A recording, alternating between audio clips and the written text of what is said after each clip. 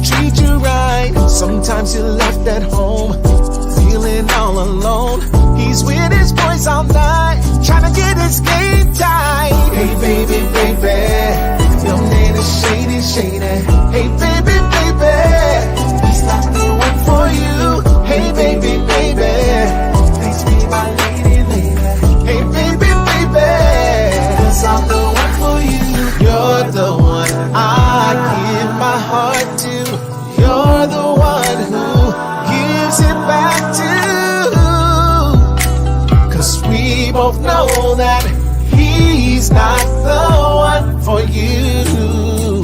When he makes love to you, he doesn't do it right. He never takes the time to make you satisfied. But when I'm with you, you take it nice and slow. Turn the lights down low. Make sure that you know that I want you. I need to be the only one who takes good care of you. Hey baby, baby, your man is shady, shady. Hey baby, baby, he's not the one for you. Hey baby, baby, please won't you be my lady, lady. Hey baby, baby, you're the one I give my heart to. You're the one who gives it back to. We both know that he's not the one for you. Yeah. Oh yeah, yeah. Oh yeah, yeah. He's not the one. He's not the one. Can't you see him right here, baby? Ooh, yeah. He's not the one. I'm the one. I'm the one for you. He's not, baby, baby. You don't have to cry no more, girl. I am what you've been looking for, girl.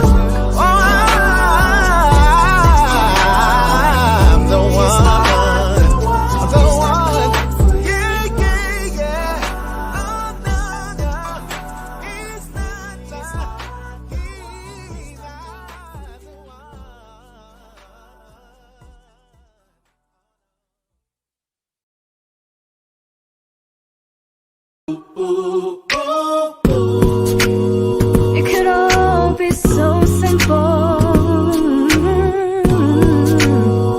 but you rather make it hard. See, loving you is like a battle, and we both end up with scars. Tell me who I have to be to get some reciprocity. See, no one loves you more than me, and no one ever will. No matter how I think we grow, you always seem to let me know it ain't working. It ain't working. And if I tried to walk away, you'd hurt yourself to make me stay. This is crazy. This is crazy. Care for me, care for me. I know you care for me, there for me, there for me. Said you'd be there for me, cry for me, cry for me. You said you'd die for me, give to me, give to me. Why won't you live for me, care for me, care for me? I know you care for me, there for me, there for me. Said you'd be there for me, cry for me, cry for me. You said you'd die for me, why won't you live for me? Girl, you know you better watch out.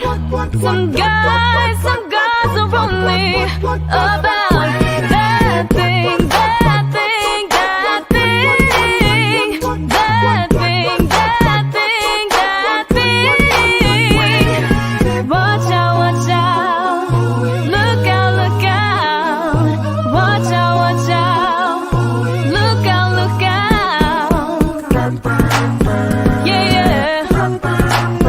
Yeah, yeah.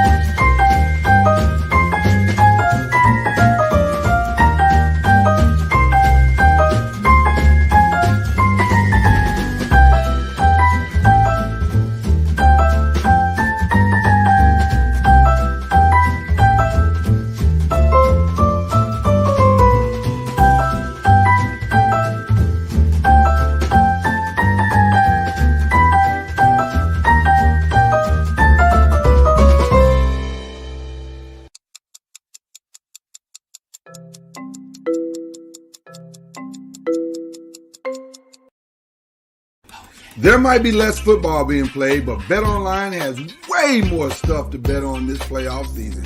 From score totals, player performance props to where the next fired coach is going to land, BetOnline is the number one spot for all things NFL betting in 2022. Hey y'all, it's your boy Lloyd Spence, and with the new year comes a new updated desktop and mobile website to sign up today and receive your 50% welcome bonus on your first deposit. Just use our promo code BELIEVE, B-L-E-A-V, to get started. And it's not just football. BetOnline's basketball, hockey, boxing, and UFC odds coverage is the best of the business. From sports right down to your favorite Vegas casino games, BetOnline is your number one online wagering destination. BetOnline, the fastest and easiest way to wager on all your favorite sports and play your favorite game. BetOnline, where the game starts. And tell them the Noisemakers sent you.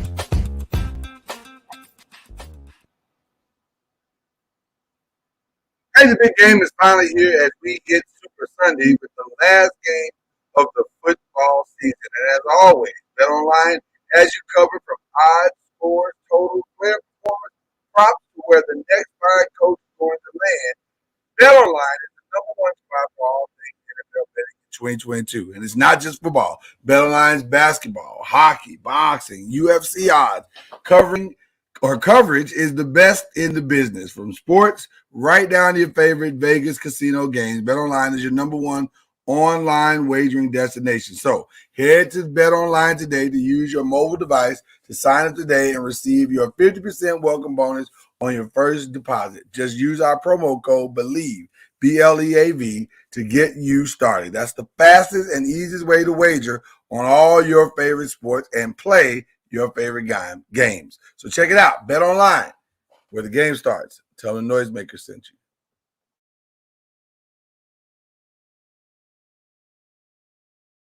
Popcorn World.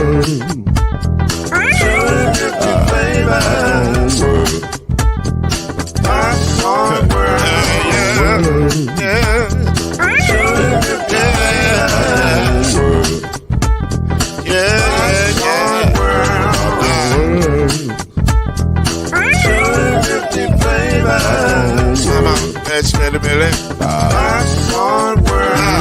Can I make you groove now? Yes, I can. So you can get this groove in a bag of a can. I can make it round the world when it holds in your hand. Popcorn World. 250 flavors gonna make you smile. 250 flavors gonna make you smile. 250 flavors gonna make you smile. I said popcorn make you smile. Ah. Popcorn World. Popcorn World. Popcorn World. It's a popcorn world. It's a popcorn world.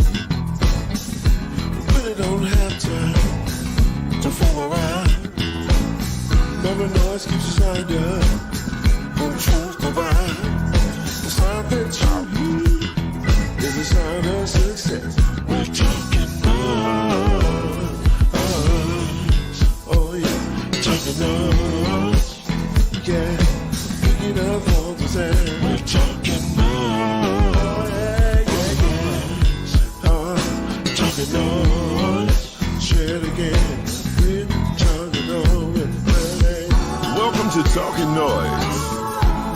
the daily podcast that brings you up to speed and keeps you informed about real issues affecting real people. With your host, Mr. Talkin NOIZ himself, Lloyd Spence. His beautiful wife, Mrs. NOIZ, Kenyatta Spence. The ever-informed Brother NOIZ, Alan Brown. And yours cordially, Uncle NOIZ, Shake Anderson. Come on in and join us as we reveal and opine today's most pressing issues. Real truth while having real fun. Talkin NOIZ is in your house right now. So sit back and enjoy Talkin NOIZ.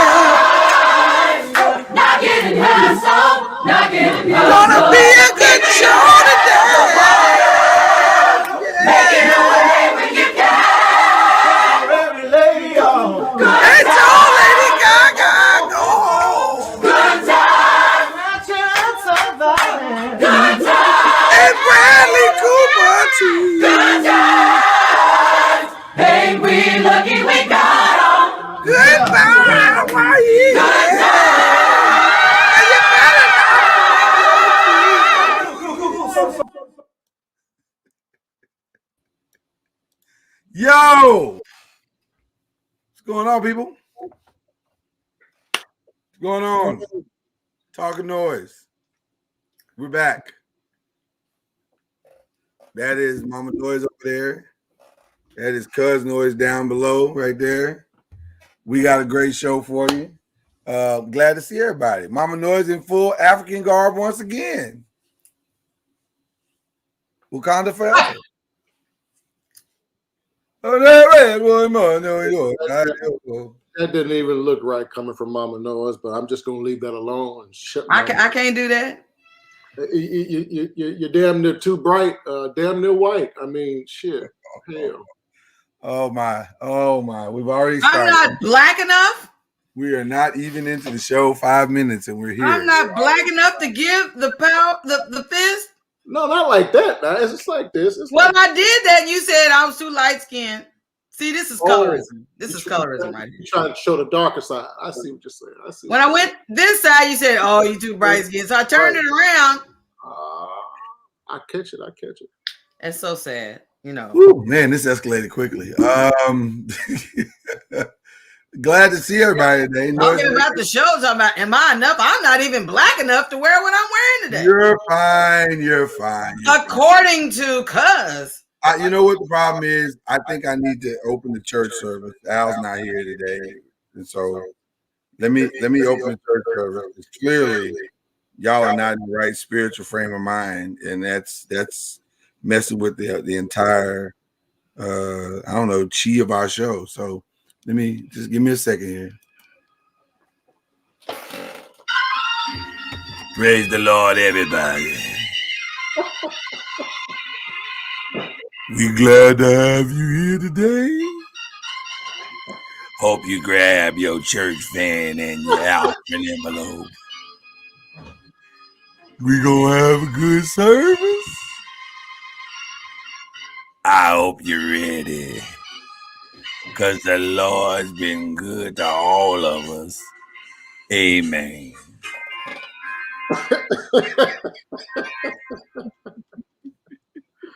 I don't know why you chose James Cleveland as the I don't either. But it felt appropriate. It felt appropriate today. Maybe because you said Mama Noise wasn't black enough, so I found the blackest preacher I could find. And that was James Cleveland. So there you go. I'm glad to be here with you today. I have to tell you, I'm excited. I'm thrilled. I'm tired. I won't lie to you. I'm tired. I had some very, very late night meetings last night. One of the problems with what we do as a company is that a lot of times we're talking to people who live in Los Angeles. Well, they are 2 hours behind us. And so when you're talking to people who live on a 2-hour time difference, you have to stay up later than they do. So when the meeting wrapped last night, it was 12:30 my time. They were just fine. So needless to say, I'm a little heavy-eyed this morning, but all is well. All is well. No complaints. The train is moving in the right direction. Thank you to Cuz for reminding the people to give their stars to Noise Media. We appreciate that. Make us stars. I like it. I like it. What else is going on? Huh? Listen, I want to start off, if you don't mind. Well, I will defer to the guest pastor. Do you have something to say?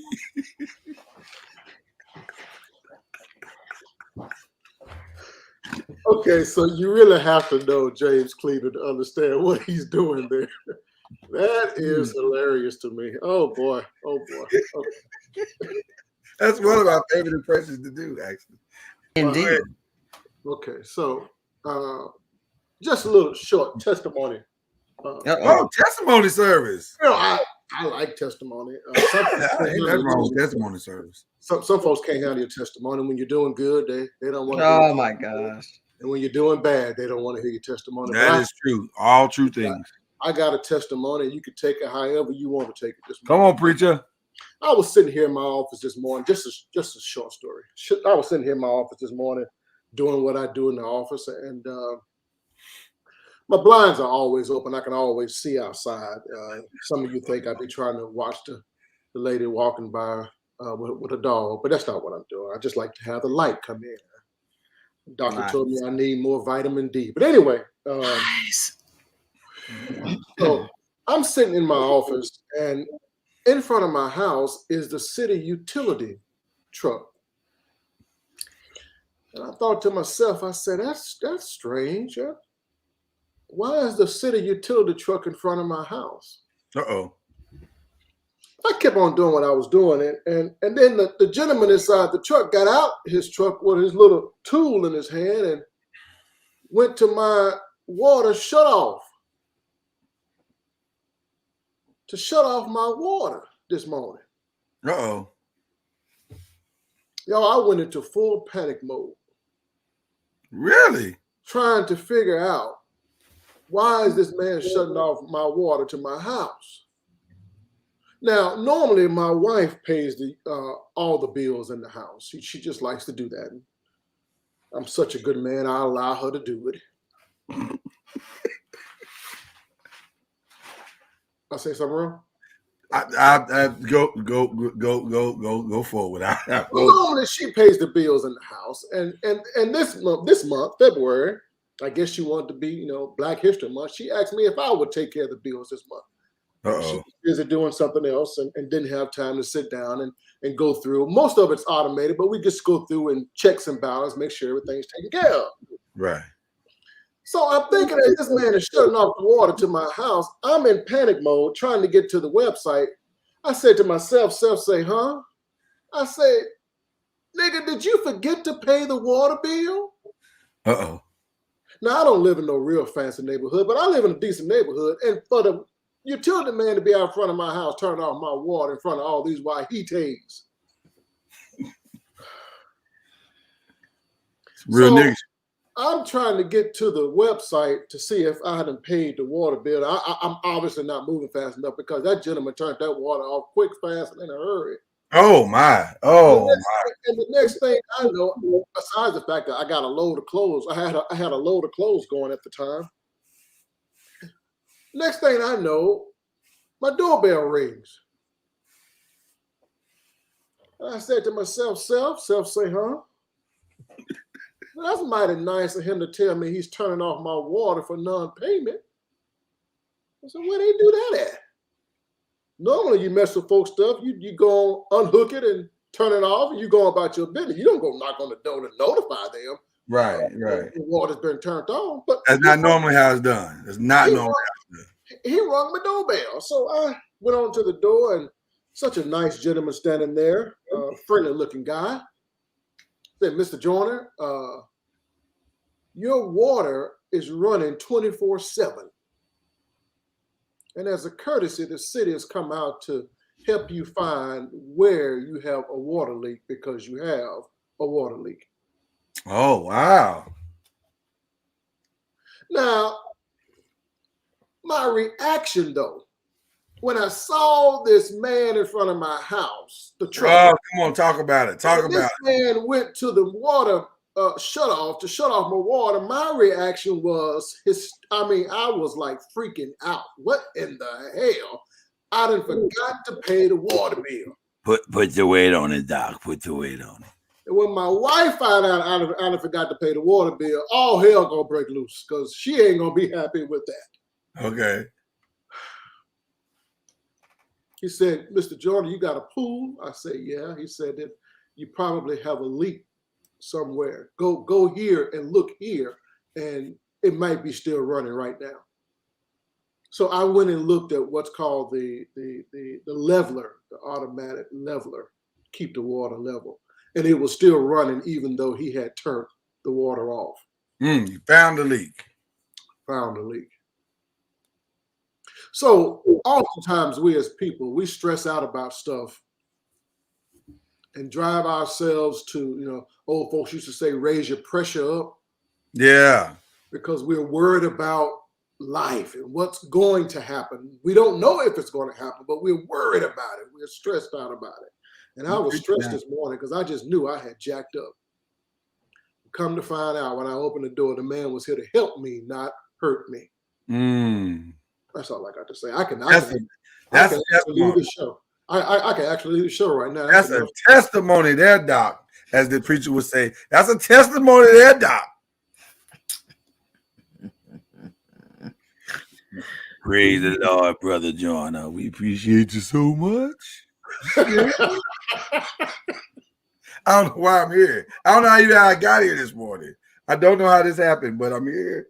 And I can't stop myself. No, listen, that is very true that we oftentimes will stress over something that God has already worked out from start to finish. Like oh my God, what are we gonna do? What are we gonna do? But one of the things I think I've gotten better, and Kieta, you correct me if I'm wrong, I've gotten better at just going to sleep about it. Because at some point you realize I am not this smart. I am not this capable. I don't have the answer. Why am I worrying about it? Something that I feel like God is already paying attention to. If he's paying attention, and he has a proven track record. So when most people say, well, I guess I got to pray about it. I look at that as, oh, I should just probably pray about this. Like, I'm not this smart. I don't know what to do. My greatest asset to my marriage has been my ability to recognize my limitations. Once I realized my limitations as a man and what I cannot do and cannot figure out, and the stuff that I knew I would have to leave in God's more than capable hands, I was fine. That's a powerful statement. And folks, listen, we all have dealt with, many are still dealing with anxiety and stress. Oftentimes you don't even know you're stressed. They say stress is a silent killer. But Yes. You're worried about something, how the outcome is going to be. And oftentimes we as Christians will pray about it, but we still haven't released it because we're still struggling with the anxiety, the pressure of what the outcome will be. I learned a long time ago.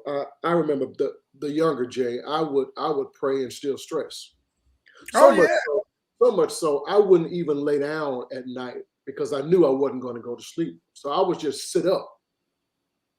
I was that stressful that I knew tumbling and tossing in there with my wife in the bed, I was going to wake her. So I just sit up all night because I was just that stressed. Yeah. Something said to me eventually, fool, you prayed about it. Yeah. So why are you praying about it, but yet you still stressing about it? Yeah. So now when I lay down, this is the God honest truth. This is sure enough a testimony moment. When I lay down, I take my black ass to sleep. Because there's no reason for me to carry it into sleep, worrying about it when I've prayed about it. Yeah. That's enough church for today. No, that's good church. That's good church right there. Because I'm telling you, it's the truth. It's the gospel truth. And you can put your weight on it, your Bible, and everything else you want on it. It's gospel truth. You got to listen. I don't know the phone call I'm supposed to make. He does. I don't know the blessing that the unexpected friend, and hey man, I was thinking about you, man, and just wanted to do such, or hey man, did you check you check your mailbox and there's a check wait. I don't know where that's coming from, and quite honestly, that ain't my job. My job is to, when it comes to my problems, my job is to listen and do whatever my God tell me to do. If I can just do that part, the rest tends to work itself out. And it doesn't matter how big it is or how small. It tends to work itself out. So I'm thankful for being as ignorant as I've learned how to be. It has saved me time and time. I was gonna say there are so many moments where you just like, Lord, I don't know how this is going to work out. And you understand the urgency of the matter. You know that X and you know Y and trying to make Z. And I don't know what you're doing. But you know what the irony of that statement is, Mama Noise? We say we understand the urgency of the matter as if God does not understand the urgency of the matter. You know what I mean? Like we'll say, well, God, this is happening right now. He says, I know. It's happening right now all over the world for 6 billion people. I'm going to tell you the most powerful thing that I have ever understood is when I was reminded that God always provides a ram in the bush. That was so profound for me to just really sit back and think about that. Isaac and Abraham were on their way up that mountain. Yeah. And as much as Abraham loved Isaac, he was still obedient to what God told him to do. But yet he still was on his way up the mountain. Like, I don't know. I don't see anybody running upside the mountain that I can, because sometimes in your mind you're saying, if I can kind of see it, maybe it's not, I can grasp that glimmer of hope and see, okay, I see the possibility of it coming through over there. But to keep going, and there is no other sacrifice but Isaac. You just like, okay, God, is there somebody coming up the other side of the mountain? I'm just trying to figure out, what do you want me to do? But to literally reflect on the ram being in the bush right at the right time is astounding to just reflect on from time to time, to just remember there is one. Always watching. Always watching. Always watching. All right. Well, thank you, Pastor Jay, from the as Ron said. No. That's not the name of the church? No, the name he came up with was just that's too much. He could have been a little more subtle than that. My Well, okay, y'all. So the name is a work in progress right now. We're going. Yeah, it's a work in progress. They figured out a name for the church. It ain't quite. About that, yeah. but it's a good church. Is all I can tell you. I've never seen women so talented in all my life. Okay, what we're gonna do now is gonna jump into the rest of this show, because I think we got a really great show and a great topic, as we tend to do. I really, for some reason, these Tuesdays, man, we end up coming up with some bangers, some real bangers, and this is no different this week. And so there's been a weird conversion of events that have come together to form today's topic, as it usually is. The first being very light, that the Oscars were announced today, and if you are a Black person in America, there really aren't a lot of Oscar nominations of point of interest, because 90% of these movies you probably ain't never heard of. You're like, Coda, I don't even know what that is. What kind of movie is that? I don't know. Dune, what is this, 1981? So I mean, it's just a lot of stuff that you really 1981. What are we talking about? Dune or West Side Stories, 1966. And then Resurrecting the Dead. Yeah. So so there's some interesting things that were nominated, but obviously for us as minorities, the most impactful nomination is the nomination of King Richard. King Richard was nominated for Best Picture. It was nominated for original screenplay. It was nominated for music. There was the song "Be Alive" by Dixon and Beyonce Knowles Carter. That was nomination there. But obviously the one that everybody won, film editing. I forgot film editing for Pamela Martin. King Richard was nominated there. But the one that everybody is going to be talking about from now until the Oscars begin, or the two that they'll be talking about from now until the Oscars begin, is the Best Supporting Actress nomination of Anjanou Ellis, who was outstanding in her role as the wife of Richard Williams in the movie King Richard. And of course, the long overdue nomination, and dare I say the quiet front runner of the Best Actor category in one Will Smith, which got me to thinking about a couple of different things. Will Smith has done Ali. He has done been nominated for Ali. He's been nominated for The Pursuit of Happiness. It was one other one that he was nominated for. I can't remember which one it was, because he's been nominated 3 times for 3 different movies. Was it Concussion? Maybe it was Concussion. I don't remember, but he's been nominated 3 different times. And I have a feeling, very strong feeling, that this is going to be the makeup Oscar where he wins. Though he is in a very strong category. Javier Bardem, Benedict Cumberbatch, Andrew Garfield, Denzel Washington. It's a very, very strong category for him to be nominated. But I think this is going to be his makeup Oscar where he takes it once and for all. But is this a validation for his career? Is it really truly a validation for his career? Does he need the Oscar to validate his career? So that's one portion of what we want to talk about today. Just put that to the side. We'll get back to it at some point. The other two portions that I think will probably dominate this conversation unfold in a very different way. If you saw the banner for today's show, you saw three other different images. One being our good friend Nick Cannon, who, as we know, has 4 baby mamas. Nick has turned into a biblical character. You have had 4 wives, and the one you're with now is not your wife. So it's kind of a situation with Nick Cannon. He's got a lot of baby mamas, so much so that his friends are now pranking him.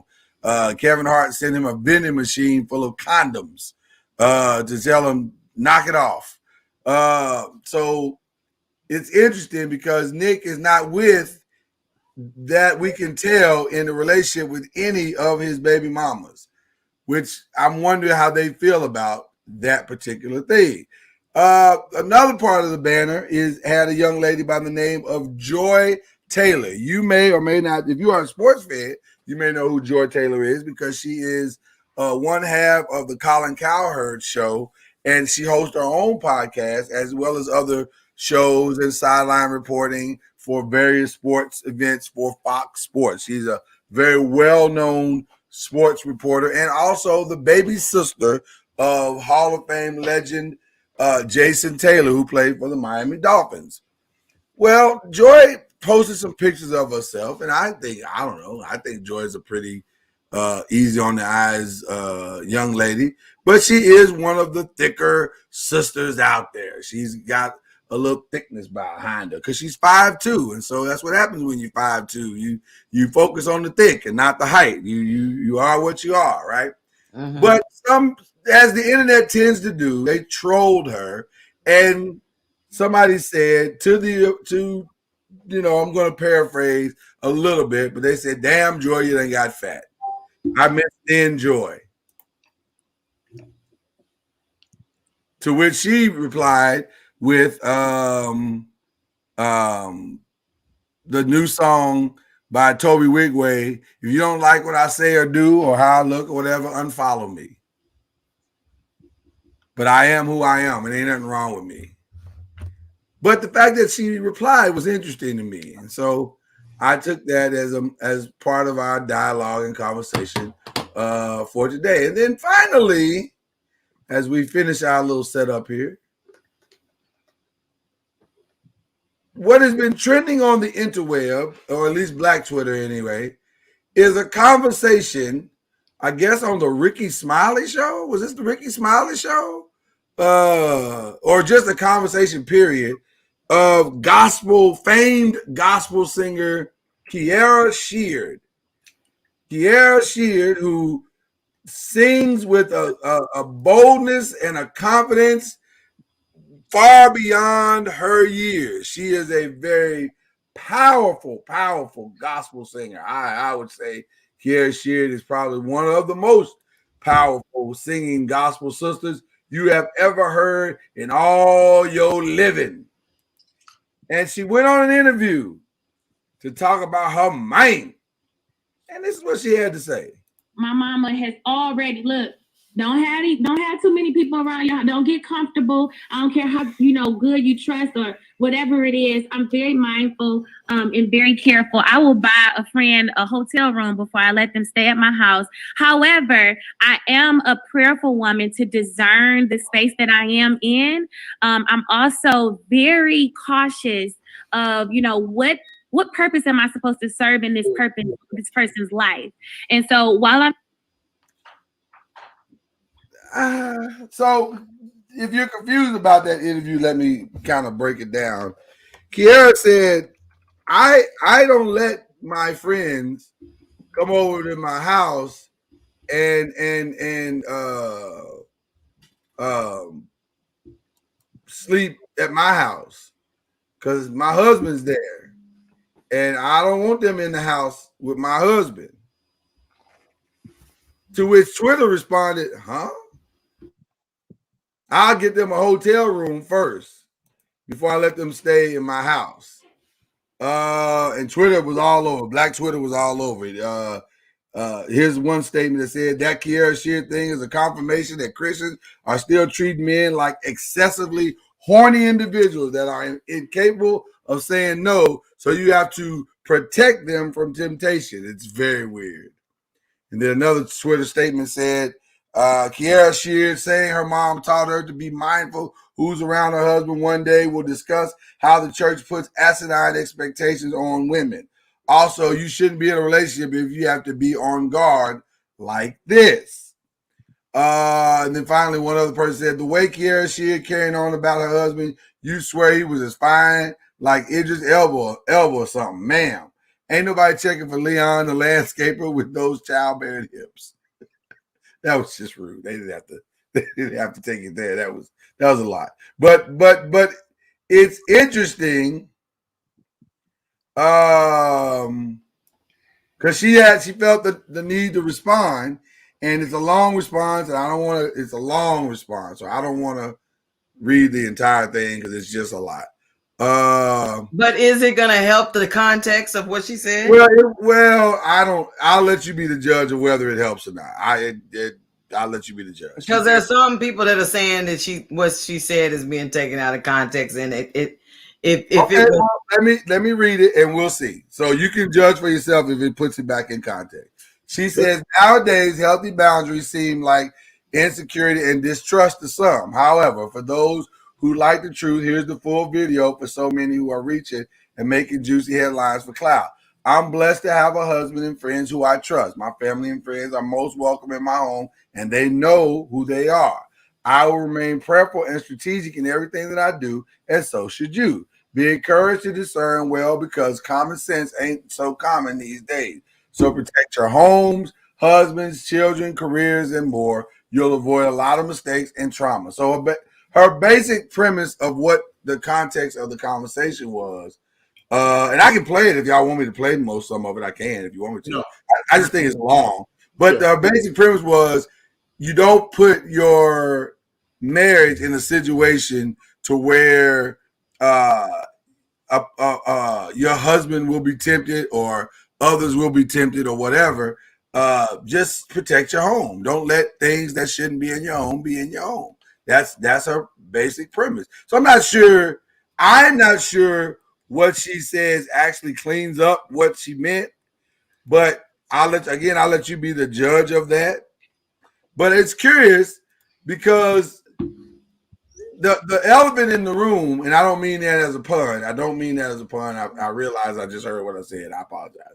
Mm-hmm. The elephant in the room in regards to Kiara Sheard is not her husband and how he feels or his horniness or anything like that. To me, and I could be wrong, to me, the elephant in the room is how she views herself. Because as we all know, Kiara Sheard is not a small, tiny woman. Kiara Sheard is a rather sizable woman. She is what many would consider a BBW. Okay. And so when you look at her size, it makes you wonder how secure she is in regards to what she thinks about herself in relation to what she's saying. So while her talent is one thing, her visual imagery of herself could be something else, which brings us to the topic that ties it all together, even the Will Smith part. Why am I not enough? Why do I have to defend myself? Why do I have to protect myself? Why do I have to why am I not enough? Why do what I see in the mirror or what I feel about myself, why do I need the validation of others? Why do I have to go to what many feel are extremes to protect my marriage. Why am I not enough? So I turn it over to my esteemed panel of the lovely Mama Noise, who is African out today and Wakanda forever. And of course, the incomparable Right Reverend Pastor, Cuz Noise. A lot to unpack there, I would say. Mama Noise, please. Well, well, I read it and I was like, first thought that came to mind is that she tried to pass this off on her mama. She said, my mama said. She said, exactly. My mama said that, you know, like, don't get it twisted. And I'm going to translate that into, don't be letting all these heifers up in your house with your husband up in there with they single tail and all that. Okay, well, First of all, I disagree with some of Twitter. He's not an ugly dude. I mean, I some of the pictures that she had posted, of him, he like an ordinary dude. He's an ordinary guy. He's an ordinary dude. And if you have fear of having your friends, because these are not just letting random people in your house, like she said, these are people you consider your friends. Well, then are they your friends if you feel like you have to put them up in a hotel because you don't feel okay? It'd be different if you said we don't have enough space. I wholeheartedly agree with putting up a relative or a family member or friend or whatever in a hotel because you don't have a space for them to be comfortable. If you got a house with, you know, you don't have but maybe one bathroom or two bathrooms in your house, and so you really don't have enough space and stuff for someone to comfortably come and visit with you, I understand getting a hotel. But to say I'm going to go ahead and get hotel rooms for 5 guests or something like that, and the Sheard? I never knew how to pronounce it. The Sheard family is not lacking where they can't put somebody up in a nice hotel. But on the other hand, it's not like they let all this time they've been waiting on Kiki to get married, and then she move into a house that ain't big enough to be able to accommodate a couple of her friends. I just question. I understand why Black Twitter is going, wait a minute, you just got married. So you newlywed, and you saying you don't even trust your friends that friends you've been friends with for a long time. You don't trust them enough to be around your husband, to stay in your house. They ain't going to stay there forever. They just came down for the weekend or whatever to spend time with you. So I don't know. I think does she need to trust her friends? Is that important? Or your husband is the one that would, well, I don't know. I'm gonna let Cuz jump in here. Cuz, jump in here and tell me what you think, brother. Because that's just one of the 4 stories that we got. But Cuz, what you think? You know, for fear that I may be going up against the mafia in Black Twitter, you know, gangster style. Okay. I won't say the type of things I would normally say, but oh hell, fuck it. Black Twitter, you're full of shit.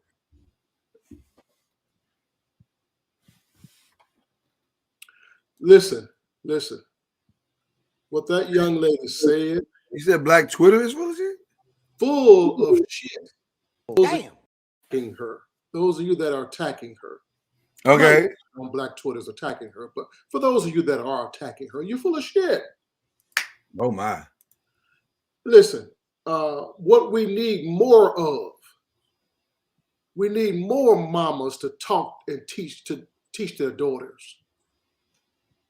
Too many girls out here trying to figure out how to be married, and nobody's telling them, honey, this is how you do this, and this is what you should do here. And honey, protect your home and protect your husband And, Okay. and we need more of that.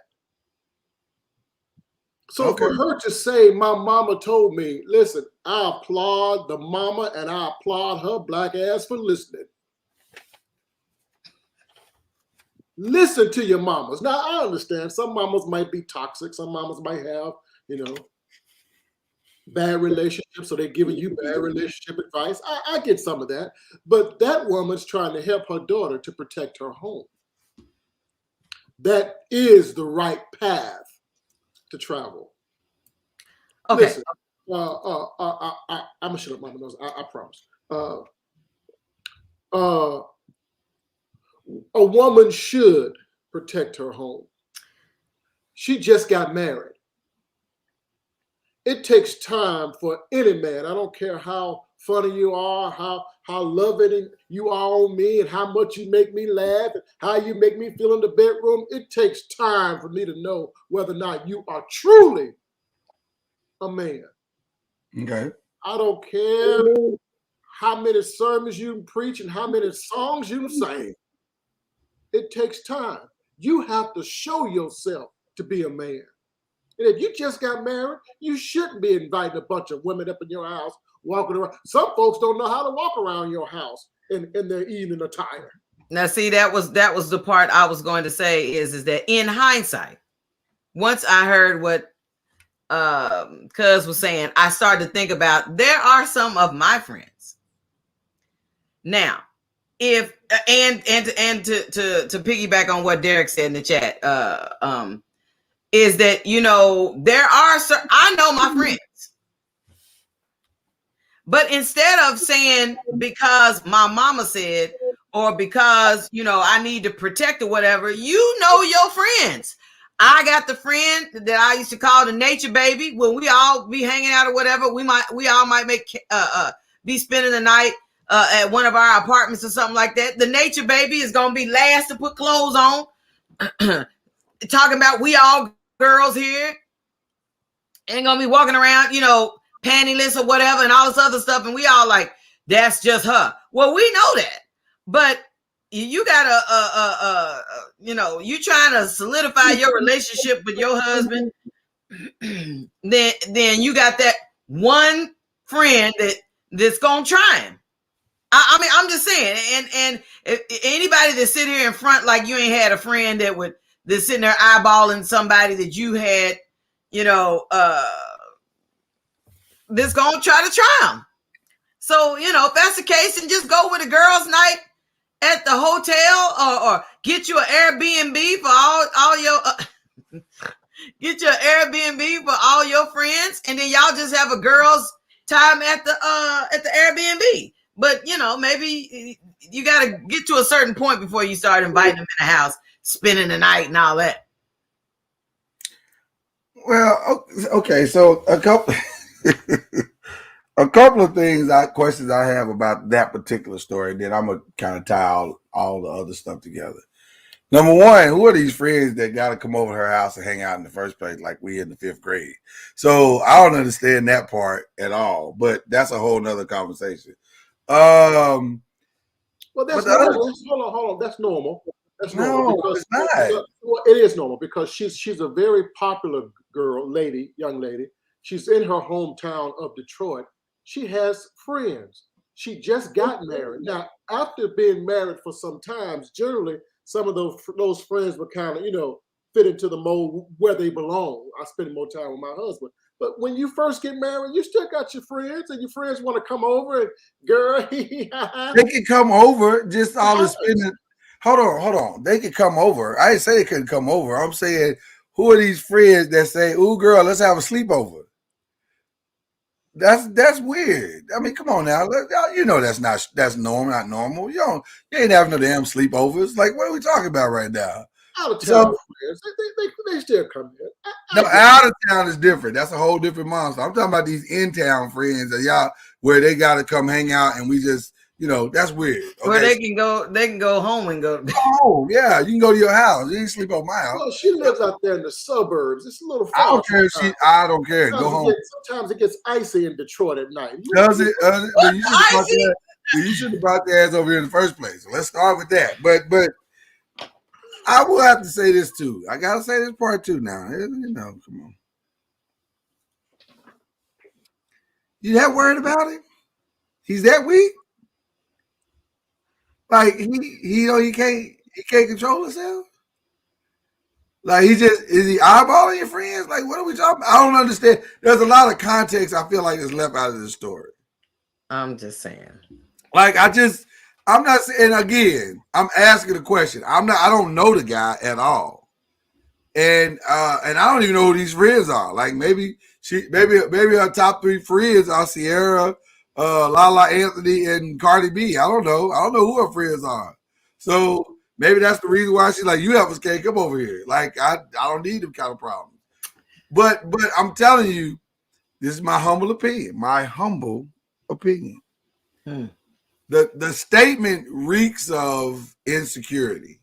It doesn't reek of valued advice. It reeks of insecurity.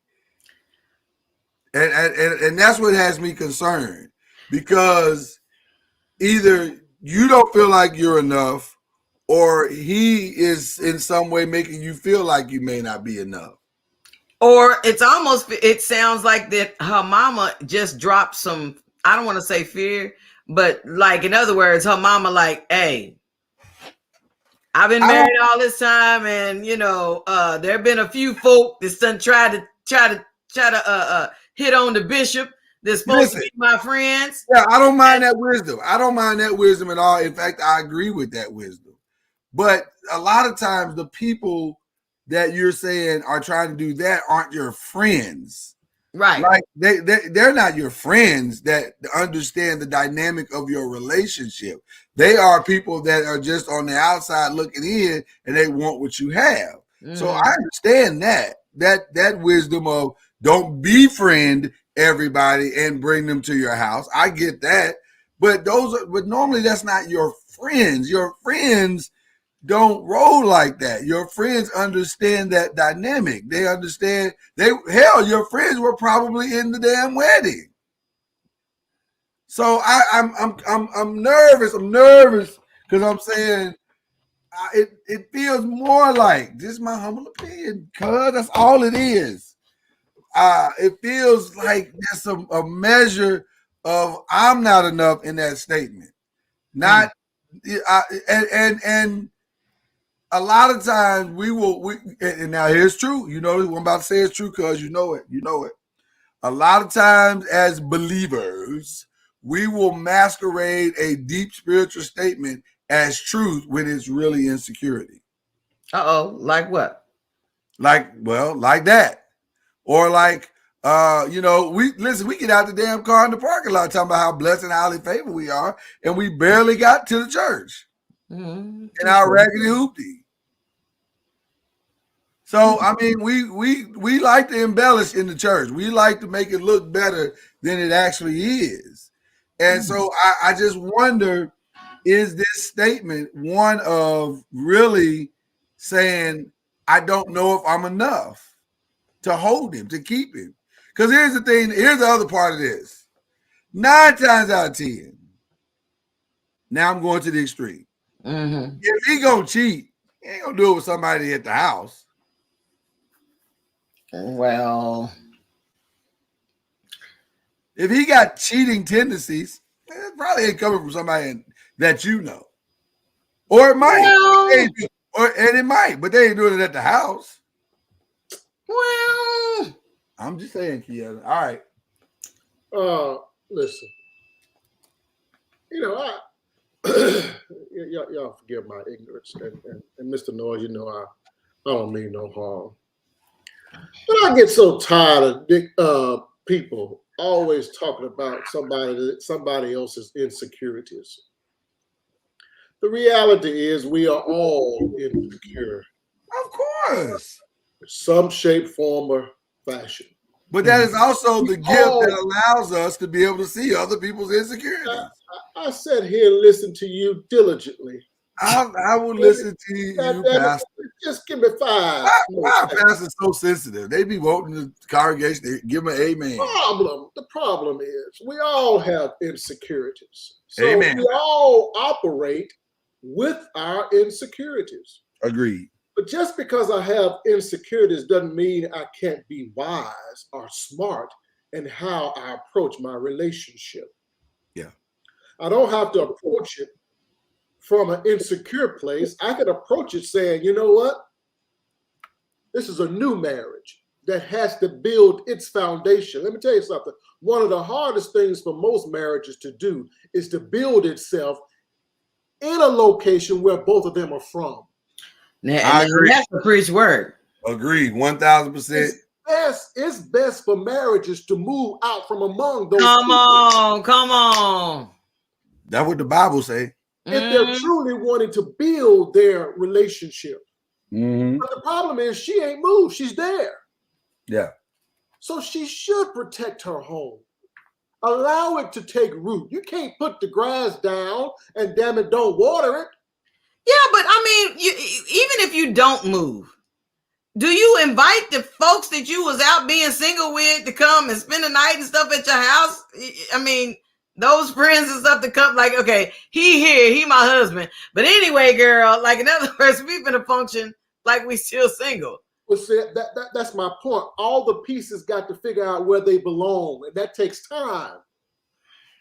You don't, when you get married, you don't just automatically cut off all your friends automatically. Right. But they have to see where you are now in your new marriage, and you have to understand, they have to understand their role in the marriage. That takes time. Or if they will be transitioning at all. So I don't disagree with anything that you've said here. You are solid in your interpretation and explanation, sir. However, I don't see my statement being wrong either. In fact, I think you validated my statement.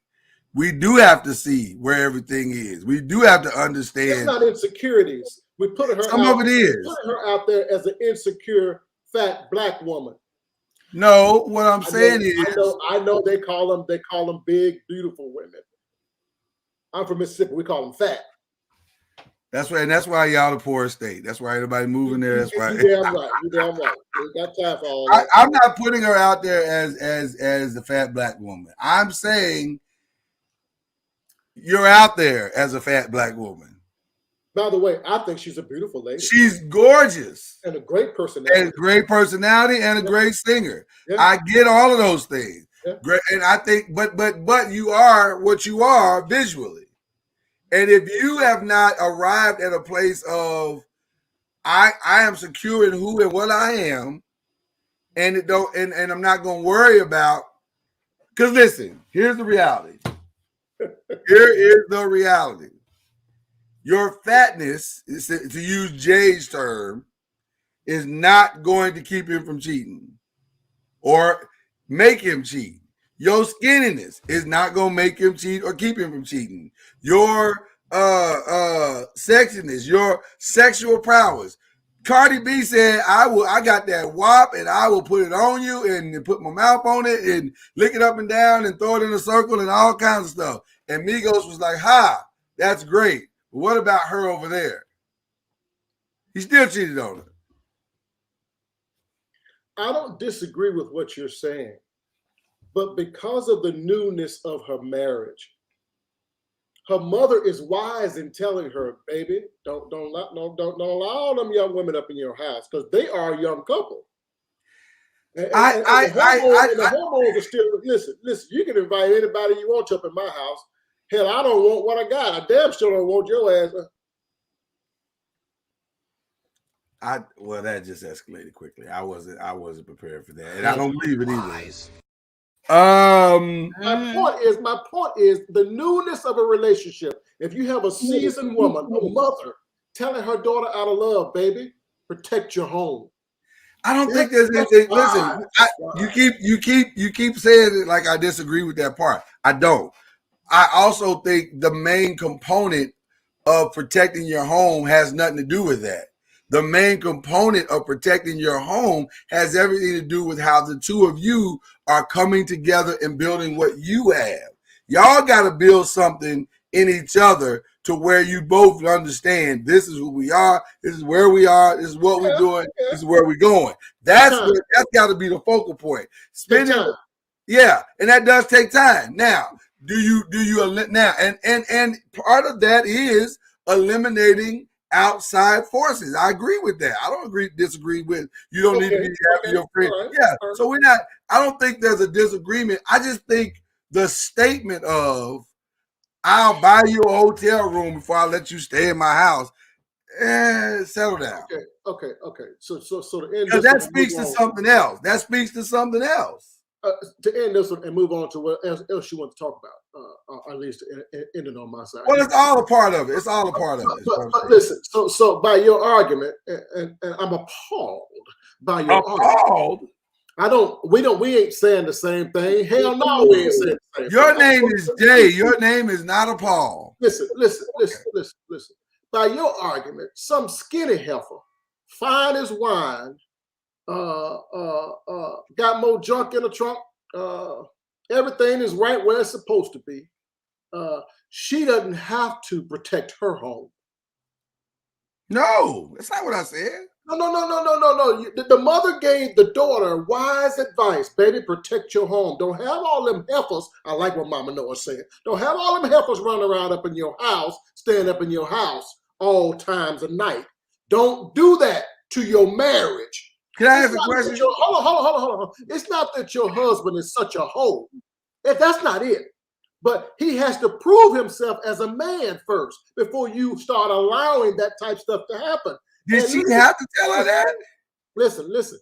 Was she so lost in the sauce that her mama had to bring her that information? You got to be kidding me. Hold on 1 second. Hold on. In America now, women aren't teaching girls and men aren't teaching boys. Cuz, let me just pause for a second. Mama Noise. No, don't be pissed.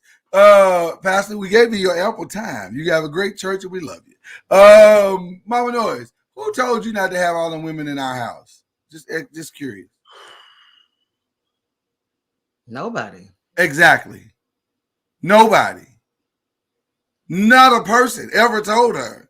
Don't have a bunch of fast tail, pissy tail girls running around the house, as you said. But then again, I didn't grow up in the church either.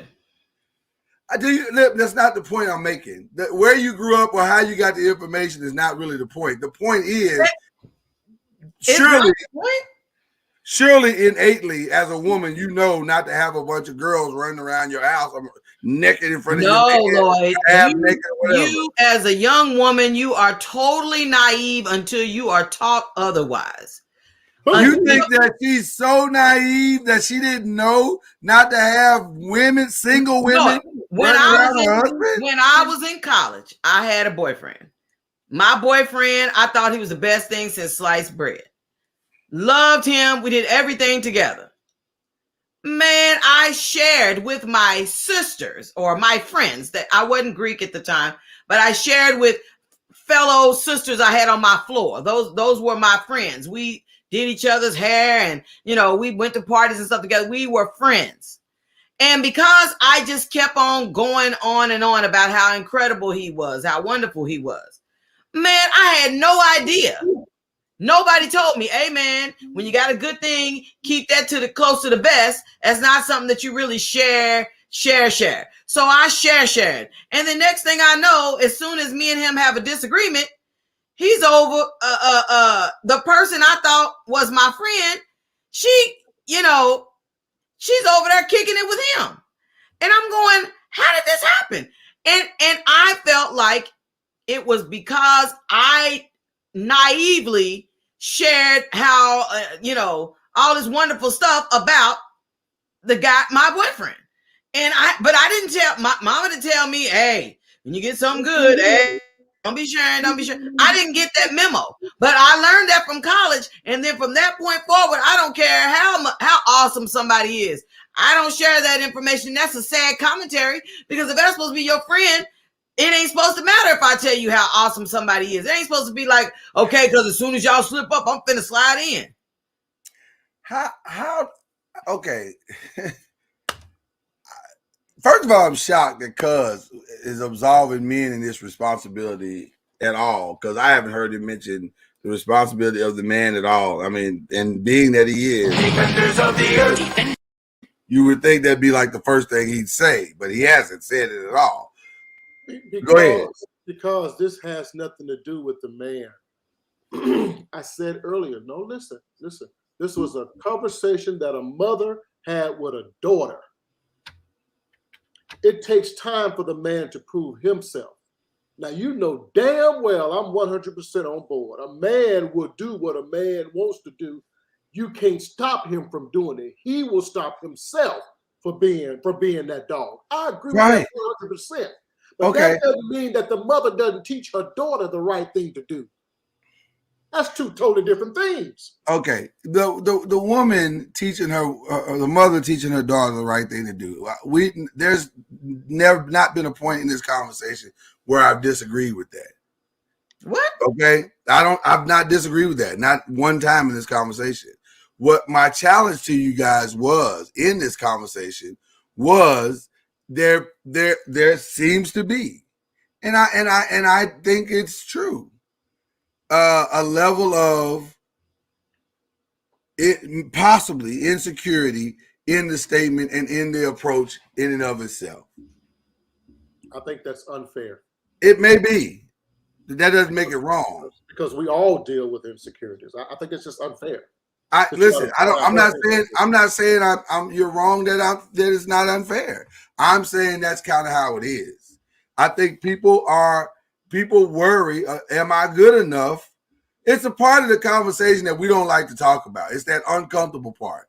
So if she was a skinny girl, pretty and fine, and her mama taught her that, you wouldn't have that insecure feeling.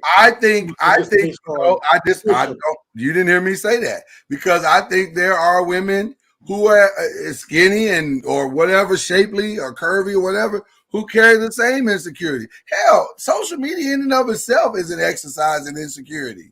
But this young lady has never given the impression that she's insecure. How do you know that? So, because she puts it all out on social media. She's What never did she given put out that there? impression. She's never given that impression. So What did she put out there? From? What did she actually put out there?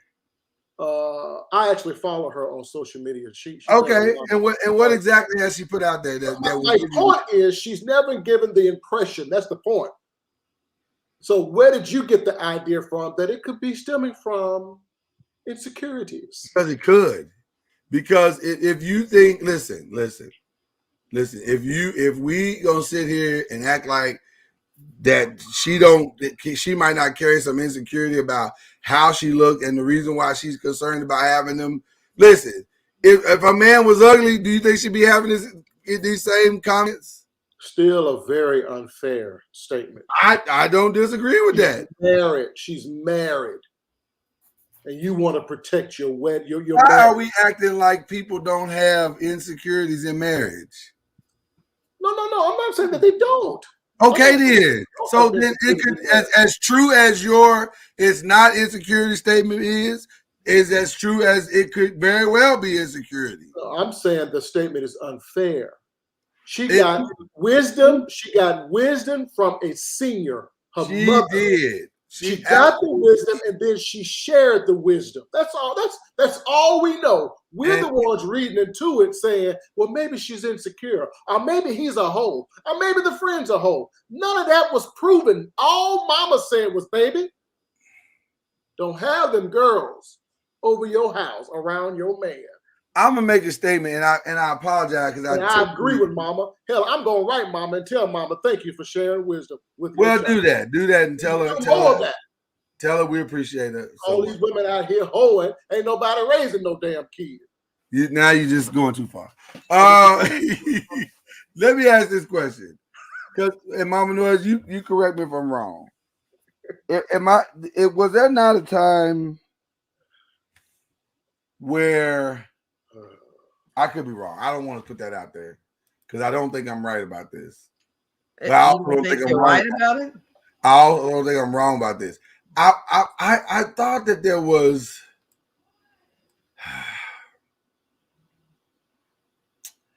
I thought that there was a moment of disconnect where, okay, let me say it this way, and I think this is enough to say what I'm trying to say. Wasn't there a moment where Bishop Sheard and his wife Karen Clark Sheard were having some very intense marital issues to the point where they thought about divorce? It was real public about that. I think I remember. I don't necessarily, the part that I'm struggling with is the reasoning. I don't know if there was an infiltration of sorts. Yeah, I don't remember the facts, but I think I think that's the reason why Sean in the chat was saying, what kind of trauma has her mama been through? That is actually the point that I was headed. Even though I said that initially, I said, what kind of, not that she's dropping fear, quote, but at the same time, I said that her mom may have had some challenges where she's saying, look, I don't want you to experience any of the stuff I've experienced, so make sure you on guard about, your friends and stuff, while you thinking that they, no knock against your friends, but at the same time, and that's ultimately where I was trying to go. And I've been I'll just full disclosure to all the noisemakers. The whole time that Cuz has been talking and Mama Noise has been talking, I've been trying to research it and find the info. It was out there. A lot of that was out there on the internet for a long time, and maybe it's been scrubbed. I don't know. But there were some problems, some challenges that they went through to the point where they almost divorced. And they talk about it a little bit in like one of her unsungs, or because they used to have a reality show and everything. Yeah. Talk about it. So I feel like the statement might be rooted, the mom's statement might be rooted in its own insecurities of I'm not enough that they worked through. Yeah. But it's being passed down to the daughter as wise, sage advice. And it's not that it isn't. It is, there is a wisdom to what she's saying. You don't want to be reckless in your approach with your friendships and your marriage. I don't disagree with that. But there's also a spirit attached to it of a fear. It just feels like there's something else attached to it. And so it makes you wonder, how that could be gas that you're feeling. You know what? It could be gas you feeling your dark skin. That felt good to get that out of my spirit. I don't know. My point is we don't know. We don't know what the source. But I will say this. Typically, that advice, that kind of advice, comes from something painful. It doesn't come from just open-ended wisdom that you just figured it. Something has happened, and you said, "I trusted that help of Betty Lou." What do you think? What do you think wisdom is? Wisdom is experience, right? And she trusted Betty Lou, and Betty Lou tried to steal her man. We listen to people with wisdom because those without wisdom in youth tend to think they already know. But baby, I'm trying to teach you. I'm teaching you because I care about you. Listen, most people walk around, too many people, I'm not going to say most, too many people walking around believing that what happens to them is about them. And they hold it near and dear to their heart, and they don't want to tell nobody what happened. That was my private business. Some people so goddamn private, they ain't no earthly good. They too private because they care about what people are going to think about them and what happened to them. Pass judgment on them about what happens to them. But the reality is what happens to you is actually for somebody else. So it's okay that she got cheated on because it's going to help somebody. It's going to help her daughter. It's all about teaching. We walk around believing that life is all about us, all of my failures, all of my successes. The reality is I need to be about teaching other people how to avoid some of the pitfalls and how to understand how life works. Listen, that was awesome and elegant. Go ahead, Mama Noise. I've tried my best to, at every opportunity, share wisdom with our daughters. One thing they won't be able to say about me is I couldn't come talk to mama about XYZ, or because I felt like we've been in church so much our lives, I didn't feel comfortable talking to her, and she never told me, or she didn't talk to me about. They won't be able to say those things about me because I tried to share wisdom. one of the reasons that I enjoyed youth ministry is because I could reach as many young girls as possible, and kept myself available, where many times in the middle of the night, phone calls from mistakes made or whatever happened with young people that just need somebody to listen or just need some guidance. So I said that to say, I told many a young wife, newlyweds, listen, don't think because you up in the house of the Lord, which should be the safest place, that you become, that you're naive to the fact that nobody, you're thinking that nobody wants your husband, that you know that oh, they would never do this because this is the house of the Lord. They would never listen. God gives us discernment. And that discernment should tell you, if you don't feel comfortable, if there's something that you don't feel is right, I don't care what nobody says, there's a reason why you don't feel comfortable. And I think that was a big deal to me because, see, I didn't know. I was a newlywed wife, and I, new into the church as a whole. And I got this incredible husband that plays, sings, preaches, teaches, blah, blah, blah. And I had no idea. You see, Mama Noise, it's the man's job. It's the husband's job to make his wife feel comfortable. That takes time. See, you are correct. Women will do, hoes will do what hoes supposed to do. Be hoes. But it's the man's job to reassure his wife, baby, that ain't going nowhere. So that brings me to this question. Listen. Hold on, I gotta ask you this question in regards to what you just said, because it's important. It ties into what you just said. Okay. So does the wisdom of our past failures give answers to future success? Of course it does. The wisdom of our past failure informs. It informs others. It doesn't mean that you're going to, follow it all, but it informs. You have to understand what could happen in your marriage. You can't go through life blindly. But still, it is the man's job. It is the man's job to reassure his wife. Listen, I'm ugly, so my wife has nothing to worry about. But one thing for sure, no, seriously. One thing for sure. My wife knows her husband like the back of her hand. She does not miss a night's sleep because I have reassured that woman over and over and over and over. But Jay, why you keep doing it over? Because that's my damn job. Over and over and over again. Unless it's Janet Jackson walking up in here butt ass naked, I ain't gonna do it. Then you're going down in flames, is what you're saying. I'm going down. I'm a burn, baby, burn. The question, yes. Oh my goodness. And see, I was with you. We were all there. We were rooting for you, and then it just fell apart. The reason why I asked that question, that you guys were like, of course it does. Of course it does. That's what I said. Right. He might not agree. No, I'm sure he agrees because that's who he is. Of course he agrees. You just said something pretty insignificant, Jay Jordan, which is why I asked that question. Okay. You said it's the man's job to reassure. So the fact that her mama got cheated on, allegedly, or women came up and that she thought were her mama's, my mama thought we were friends and churchgoers, and they hit it on her husband and caused problems for her marriage. She passes on that wisdom that is not necessarily going to keep her from that. So my point of bringing it up is what you just answered.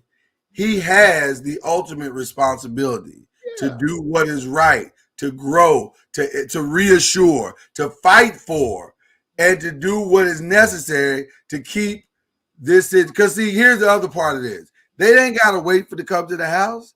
When we go out to dinner all together, when we at the church together, in the singles, we over the singles ministry, and we all hold hands, and I slip him the number, or I tap his phone. Now, I don't even know if you got to slip the number. That's damn old school. Now I think you just tap the phone, and the V card just transfers over. Or I hit hit him in the DMs. Yeah. Listen, like you just eloquently said, and I thought pastorally you spoke it eloquently. Hoes go be hoes. That's just that. So I don't know if you can stop that part. Oh, you can't. So I can't. I can focus on the counterfeit, or I can. Hoes, they got to come in my house.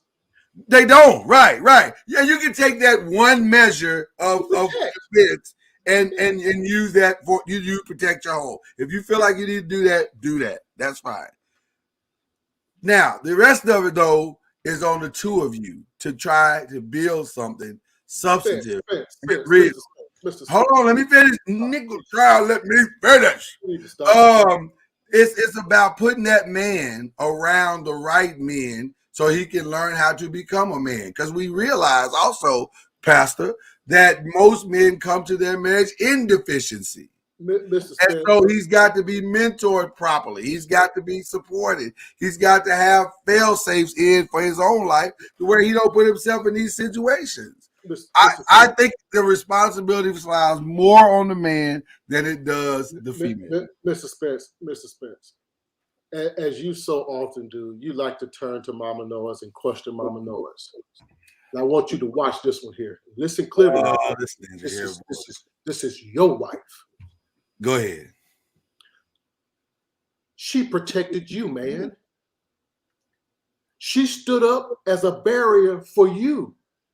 Now, if you guys were in some of the same positions right now, she wouldn't have to be as protective now because you've proven yourself to be that man. But initially, them heifers and hoes, church members, pastor this, and music ministry leader this, and they were trying to get closer and closer to you, and she was there to protect her marriage. Not that she didn't necessarily trust you, but you must protect. But now she can let down some of those barriers because the years have passed and she knows her husband won't do it. Mama Spence, don't say nothing. Mama Spence, how far off am I? You're not far off. First of all, let me just tell you, Jay, you are an oak. And thank you for your eloquent speech, and I value deeply your wisdom and everything that you have shared here today. It's immeasurable. Just say it was true, man, and go ahead on. All that ain't called for. It's true. I never said it wasn't true, but it doesn't. But that's not. But here's the other side of it. You said it earlier, and now you back it off of it. The thought engineer said, "Let's church say amen." Amen. We'll say amen. We'll say amen. Okay, because you didn't say amen. I'll say amen for you, for Jay, for Jay's ego and yours as well. I'll say amen. What the? Amen. You're both right. That is the epitome of sarcasm. I'm not being sarcastic at all. Amen. You're right. They're both right. Yeah. Okay. Well, then what are you about to say next? Then let me say it. Hush. One thing I will say also, in addition to this eloquent speech that Jay has given us today, is that I also chose to do what was right. Because Mama Noise can stand in front of all the bullets and take them all for me. But once she lays down, I can also choose to take the bullets as well and get shot. So I still got to choose. And I'm not saying you're not my protection and I'm not yours. We're each other's protection. That's part of being married. That's a part of the whole journey. But ultimately, it is his responsibility as a man. First of all, the irony of this conversation that we're having right now is your ass keeps validating everything I'm saying. You're saying that he has to be a man. You're saying that he has to choose what's right. You're saying all the damn things that I'm saying. Her wisdom that she's getting from her mother, valid, true, real, and the execution of it also real. But the number one thing that has to happen is he got to step up and be a man. He got to step up and want to do the right thing. He has to step up and choose marriage every single day. And that is the hardest challenge of a lot of this for a lot of men. Now, if you're saying that I don't know if he can, or it's too early to see, he may not be strong enough yet, because the other part of this we don't know is his background. Maybe he ain't a real church kid. So, or his relationship with Christ is relatively new. So she's doing it to say, listen, I got to keep these hoes away because my baby ain't been saved but an hour and a half. So he's just not learning. He ain't even got his sea legs on him. He's like a deer crossing ice. So I get it.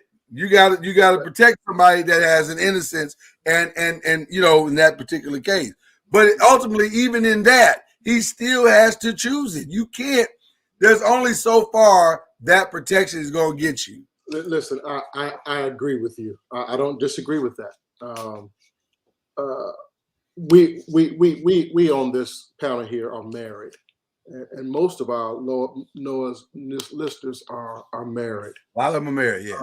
I oftentimes tell my kid, baby, when you turn 18, there is no switch that's automatically going to change how you now act as an adult if you didn't do it as a kid. Right. When you get married, just because you sign the papers and you swear for God in front of the preacher, that doesn't mean anything automatically switches. Right. Mm-hmm. There is no change. Our marriage is as new as the day is long. And until we get to know our roles and our positions and learn and grow together, there should be some protections of each other. Not out of insecurities, but out of wisdom that this thing is brand new. You can slip back into singlehood just as easy as your ass walked down the aisle and got married.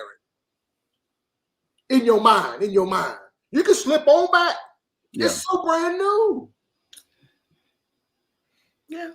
But so that's allow not the woman to protect her home and protect her marriage. Ain't nobody trying to keep his helper from protecting her home. No. Damn Twitter. Oh, you don't like Twitter. Criticizing her. So really, you coming to Twitter for criticizing. That's what you say. Yeah, because we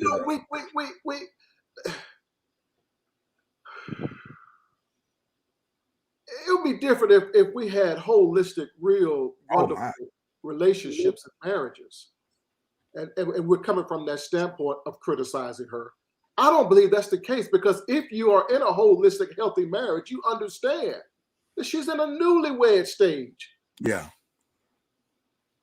A year, 2 years? Is that what it is, maybe? Barely 2 years. Yeah, it's not been a long time. No. Listen, I don't disagree with anything you're saying. And I don't disagree with the wisdom.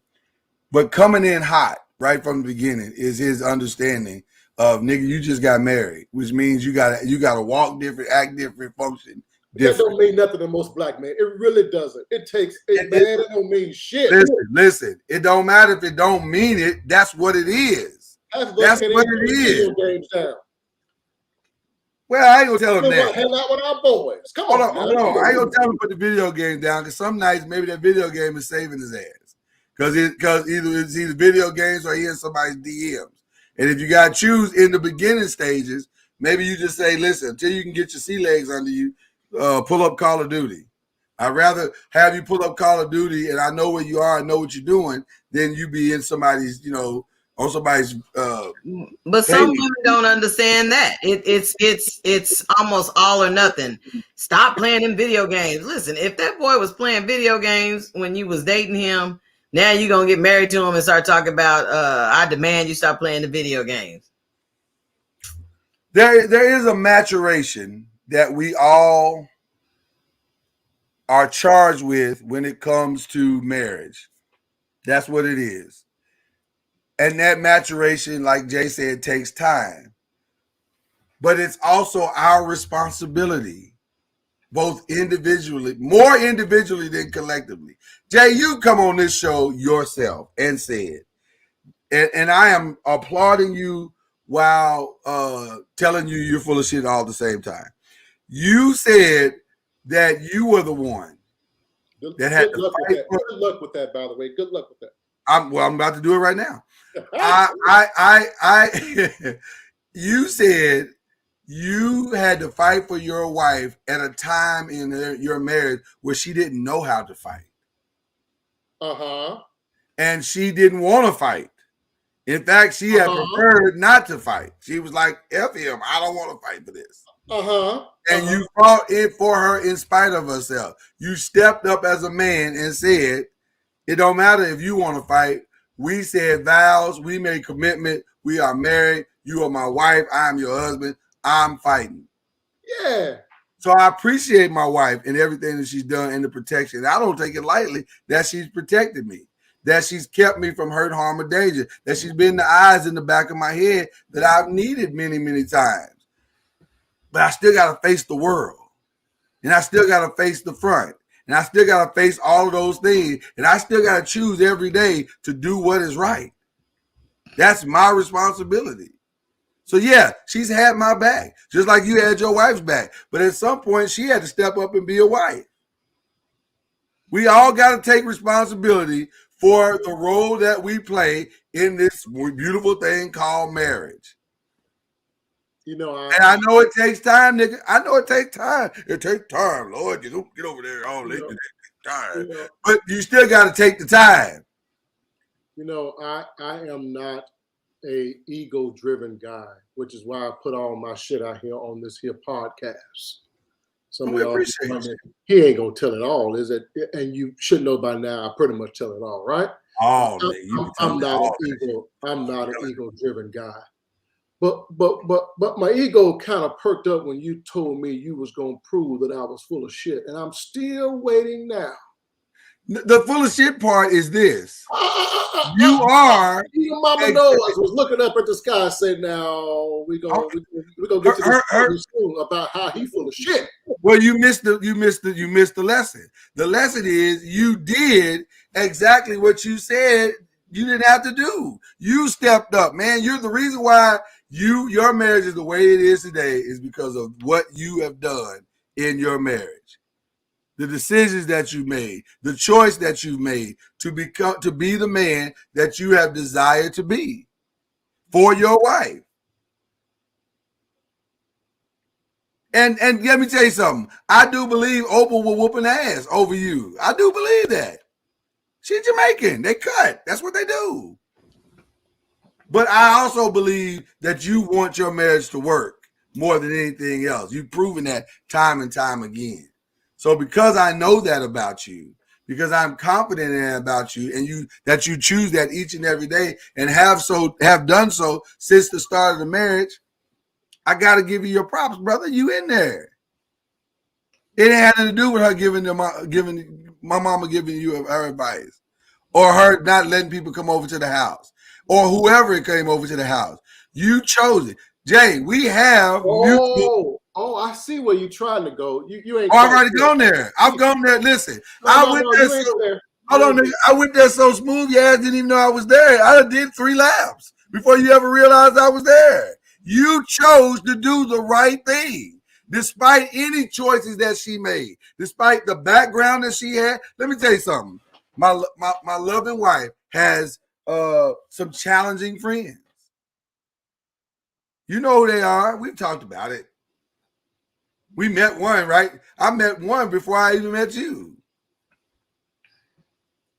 But I don't want her. I want my wife. And I choose my wife every day. Yeah, you met a couple of my friends before you met a couple of your friends. One I met probably 2 months into our marriage.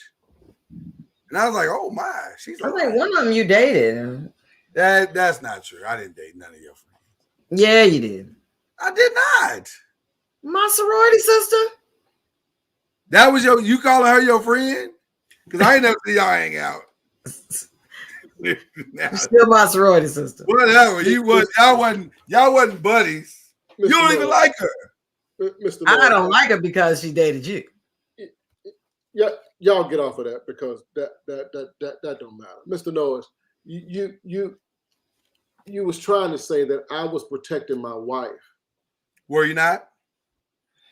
My whole argument the entire time is that in the early stages of marriages, you have to protect your marriage. Whether that's a man or a woman, I've never said that it's a woman's job just to protect her husband. I say he's supposed to protect his wife too. What does the Bible say? So I don't understand. You gonna ignore the Bible, Pastor? You gonna ignore the Bible? What does the Bible say? Whose ultimately responsibility is it to protect that home? I told you my relationship with Bible class and Sunday school. I told you why I was there. That is true. You mentioned that. You did. Well, let me break it down for you for the people in the back. The Bible says. All right, now preacher. The husband is the head of the house. Not head as in leader, boss, controller, dominating force, but head as in, nigga, you are responsible for any and everything. In fact, the responsibility deemed so much that God comes to you and asks you, where are you? My co-pastor. I preach that thing. I preach that thing whether y'all gave me an amen or not. My co-pastor said I'm wrong. So what is he talking about? I don't know. You have to ask him. Ask him. He's your co-pastor. You the one ordained him. You know he ain't quite right just yet. Y'all church is dysfunctional. I gotta get him there. It takes time. I gotta get him there.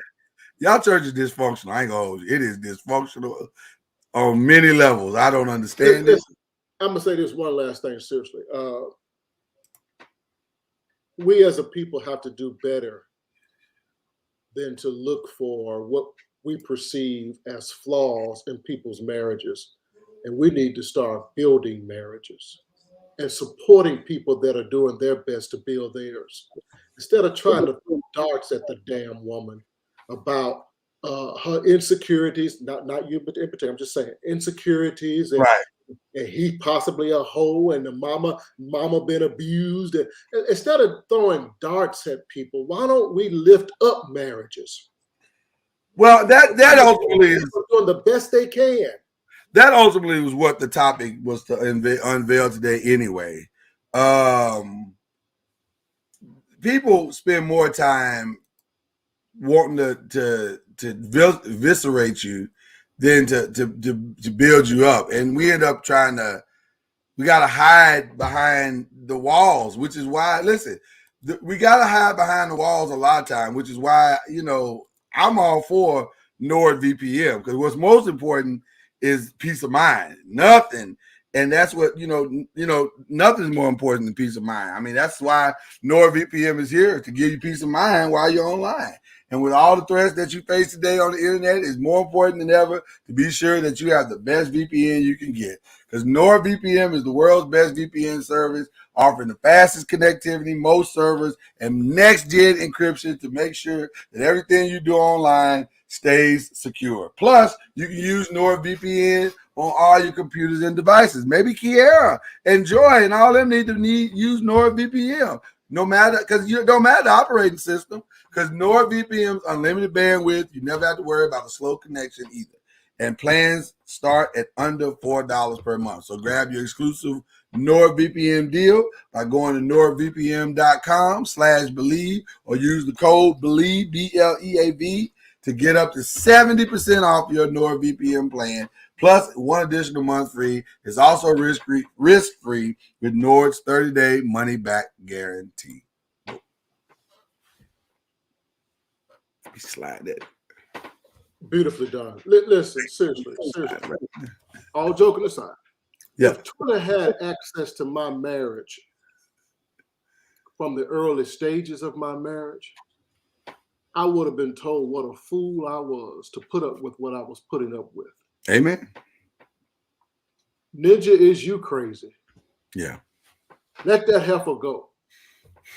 Okay, you understand what I'm saying. If they had an inside information on my marriage from the beginning. Yeah.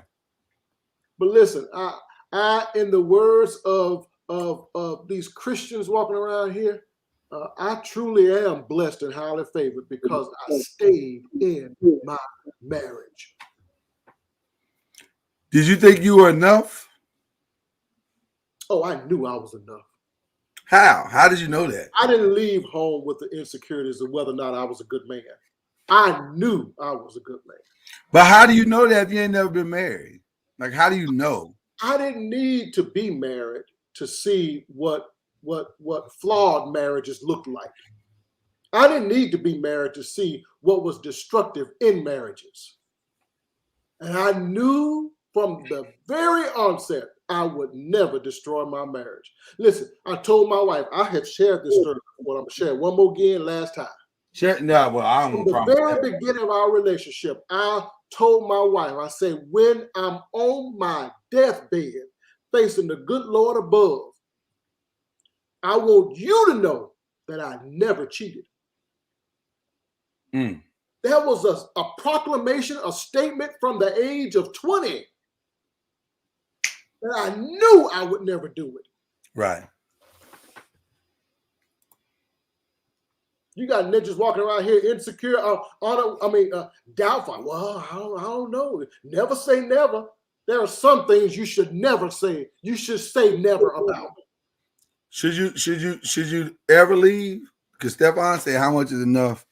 At what point are you allowed to say the hell with this? Wow.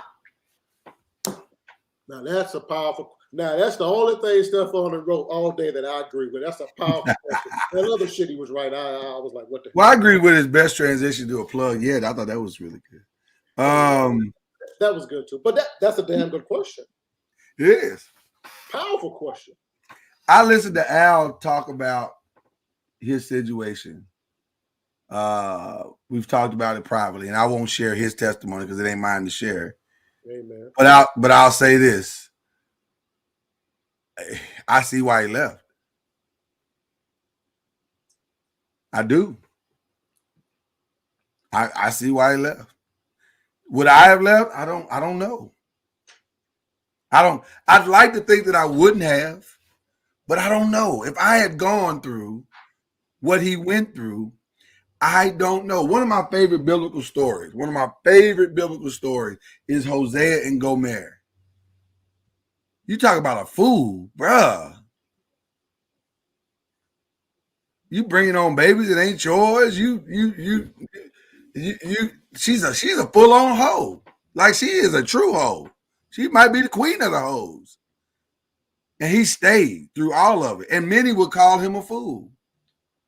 Today, they would definitely call him a fool. If they got Kiara on some advice that her mama gave her, they'd have told Hosea's ass up. Oh, yeah. Dog, you staying with her? You crazy in the mud. Ain't no way I stay with that. Oh, they say, ain't no way God told you to do that. Oh, they would question his faith. They'd question his men. They probably want to have him committed. So, does that mean you're not enough because she does what she does or he does what he does? You started something. Now folks are sharing, Jay, Mr. Transparency over here. Hell, I'll share. I was at war in Iraq and another ninja was sleeping in my bed. So I left. Was I wrong? Woo! My God, man. Listen. That's if somebody's sleeping in my bed was a song. This is why I like doing the podcast, because this type of stuff here is real. Yeah. And I understand exactly what he's talking about. I've never experienced that. Because I made it clear to my wife. I made it clear. There ain't going to be no cheating. Nah. You crazy as hell. You got a lot of learning to do of what being a wife is. Right. But I'm willing to wait for you to learn. What I ain't willing to do is allow you to be no hoe up in my home. That ain't allowed. So I would leave. There ain't no doubt in my mind. If my wife cheated today after 30 years of being married, I would still leave.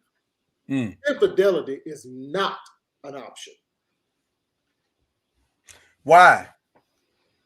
Because you have to have, I believe,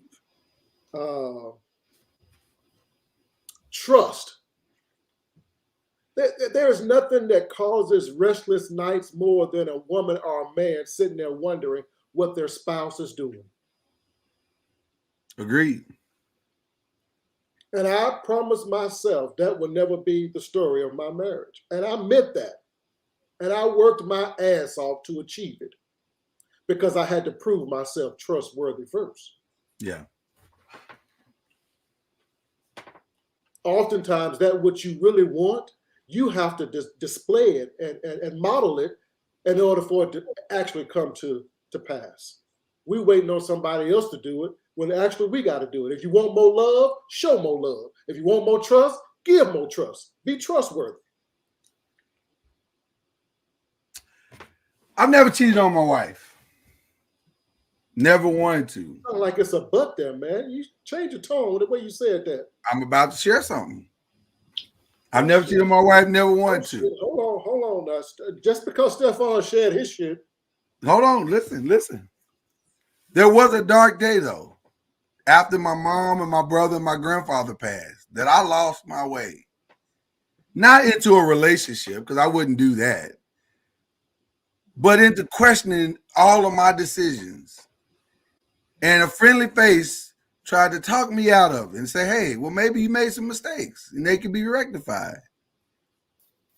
And thanks be to God, the good Lord stepped in at the right time and kept me from making the dumbest mistake I ever would have made in my life. But I discovered something in that moment that has helped me to help others many times over. It wasn't that my wife was not enough. It was that I was what I thought was healed was never healed. And I had to get past my own brokenness to get to the place where I could still be strong, that I could be strong again. Because up until those deaths, I never questioned, cheating on my wife was never an option. And it wasn't even an option in those dark days. And it wasn't about physical sex or anything like that. It was about having something to help me get through the pain. Because I didn't realize the pain was so tremendously great in that moment. And I realized over that time, man, I'm hurting. But what happens is that somebody will come along, because here's what people don't understand about infidelity a lot of times. And what I learned in this moment about infidelity, it is not usually just about the sex. It is about your interpretation about whether or not a person is or isn't enough. Okay. Do they have the missing components that I need to make my life complete? Because we make it about what your spouse doesn't have instead of what you have not developed or what you have not overcome. But sometimes we aren't that deep. Sometimes it really is just about a nut. And see, that's where I would not completely leave you, but what I would say, that's what we're led to believe. Oh, I just did it because I needed the nut. No, that's what you did as an answer. Some people are stuck on nuts. Come on now, they just but those people aren't as prevalent as the ones who are looking for something else.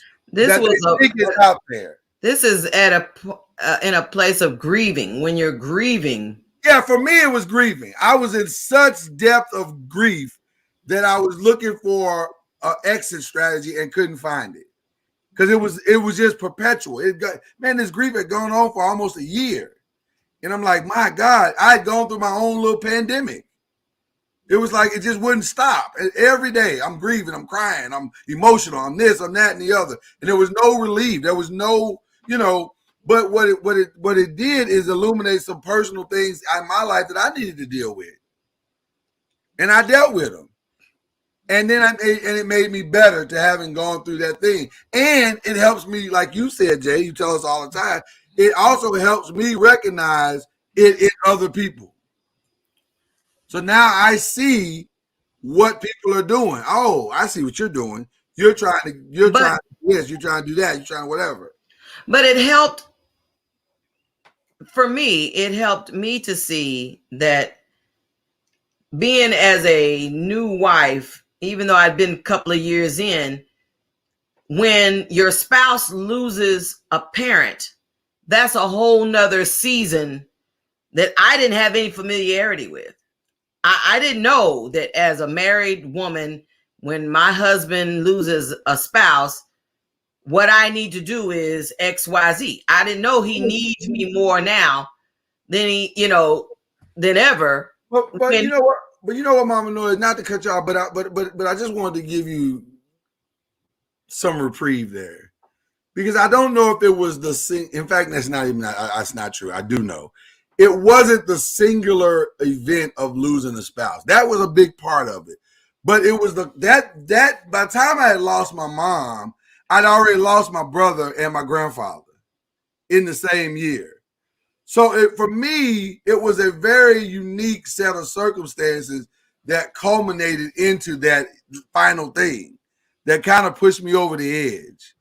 So then, because I didn't want sex. That's not what I want. I'm not even sure I wanted sex from you. I don't know if I wanted any of that. I wanted peace, and I couldn't find peace, and I couldn't find a relief from that. So what was happening was I was drifting out to find peace. But your peace was with somebody that had the same type of situation that could say, I know how that is. Right. I've been there where I couldn't do that.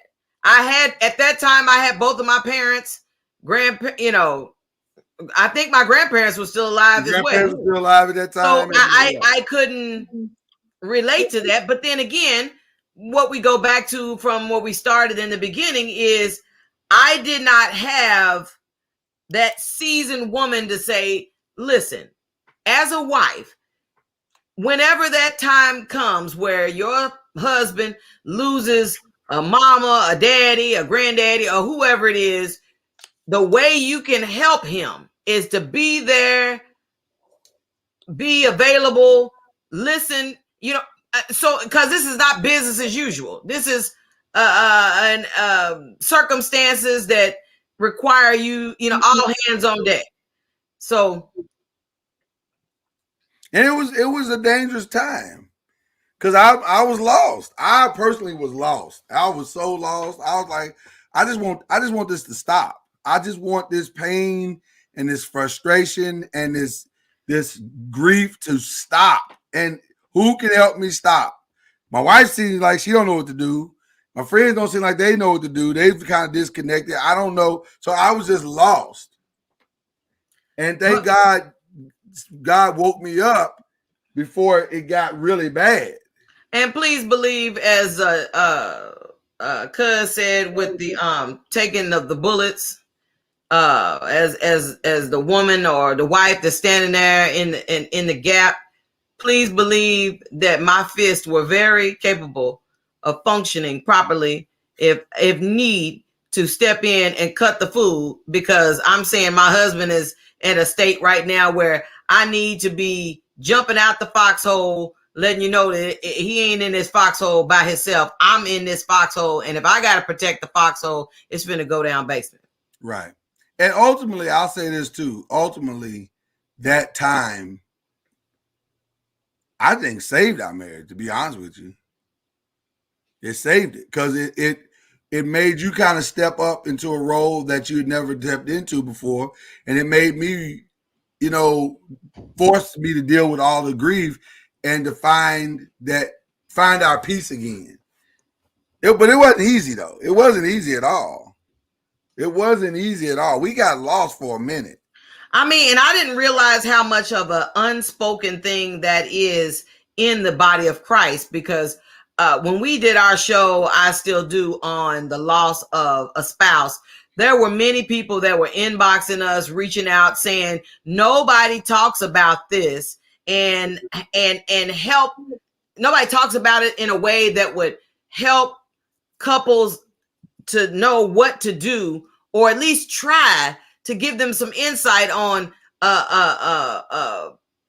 reaching out to your spouse. Because sometimes once there's been a death of a spouse, of the spouse's parent, their grandparents or family members or whatever, it's like a wedge that comes between them if you allow it. but you got to be even closer to let them know that, okay, your mama's not here or your father's not here, but I'm here. I got you. I got you. There may be moments of sporadic crying. It may be moments where, you know, I don't even know what I need or whatever, but just you being there, just you saying, I got you, just you saying, you know, regularly reaching out saying, do you need anything? Just that extra matters. And so, but I didn't know, because there are several couples that have reached out to us that were like, man, you know, once my, you know, mama died or whatever, my wife has been, you know, trying to give me all this space and everything. And that's not what I need. I don't need a bunch of space. I need you to be right there saying, I'm not going through this grieving process by myself. Because sometimes as wives, we get busy with the kids and you become a master of the kids. And well, okay, Mama Noise, I gotta absolve you again, because I hear your and I didn't bring it up for you to relive it. I brought it up because I know how hard that was for us, and it wasn't about sex. It had nothing to do with sex. That was the furthest thing from my mind. It was about peace and trying to find a way out of what at that point of my spiritual development and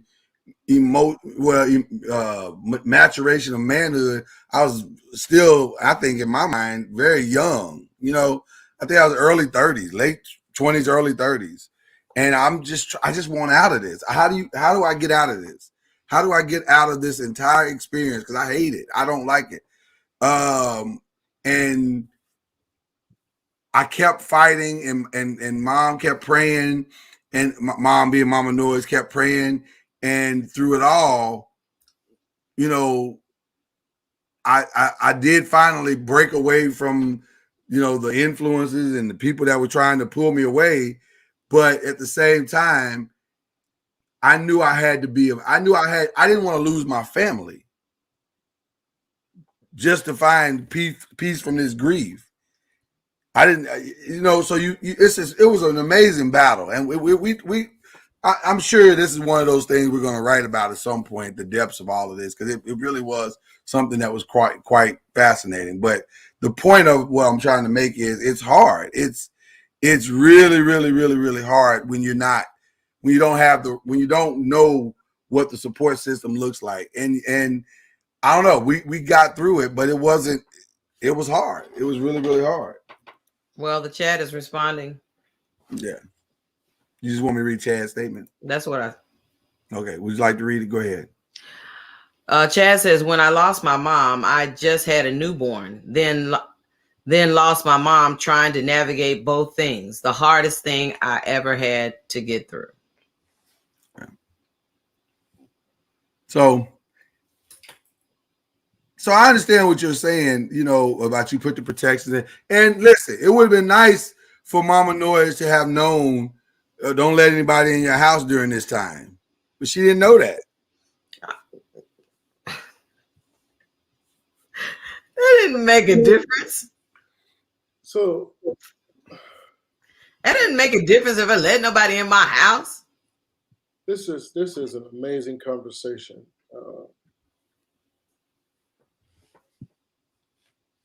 And this kind of stuff should be sold. This is good stuff. It really is.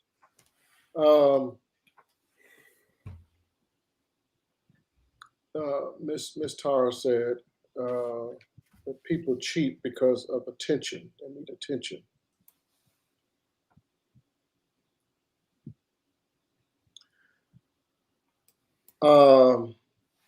I have been married for a long time. Been with the same girl for even longer. And once we were separated, she was in college in a state and I was in the military in a different state. And we were separated, but we were still boyfriend and girlfriend.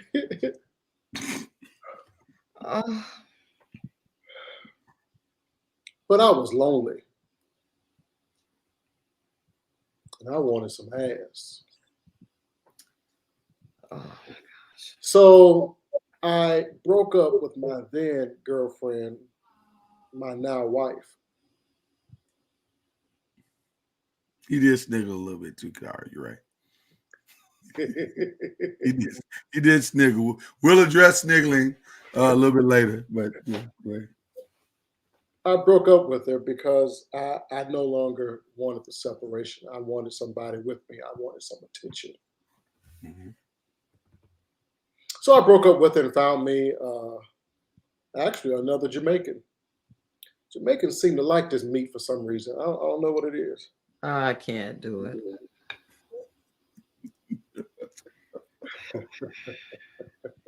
Oh my goodness. So I broke up with her and got with another girl. Separation, needing attention.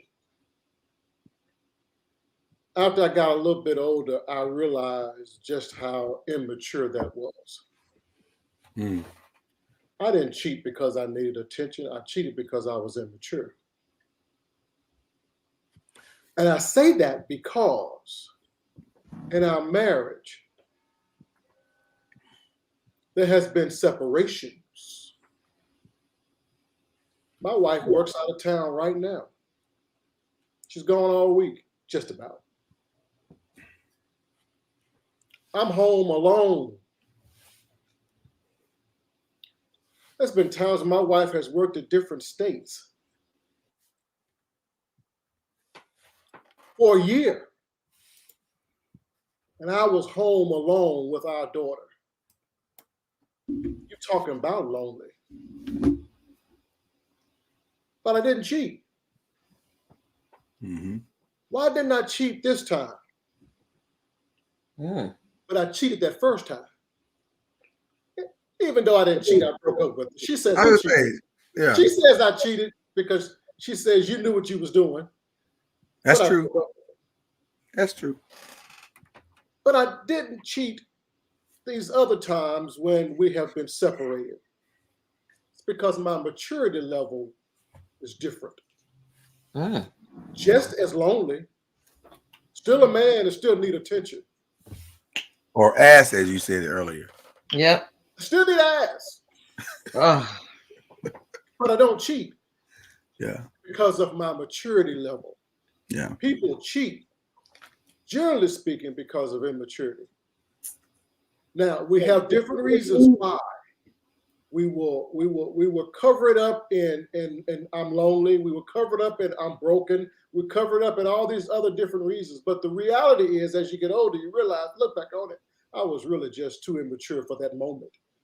Well, I agree 100% in what you're saying, because even in my situation where there was no physical cheating, but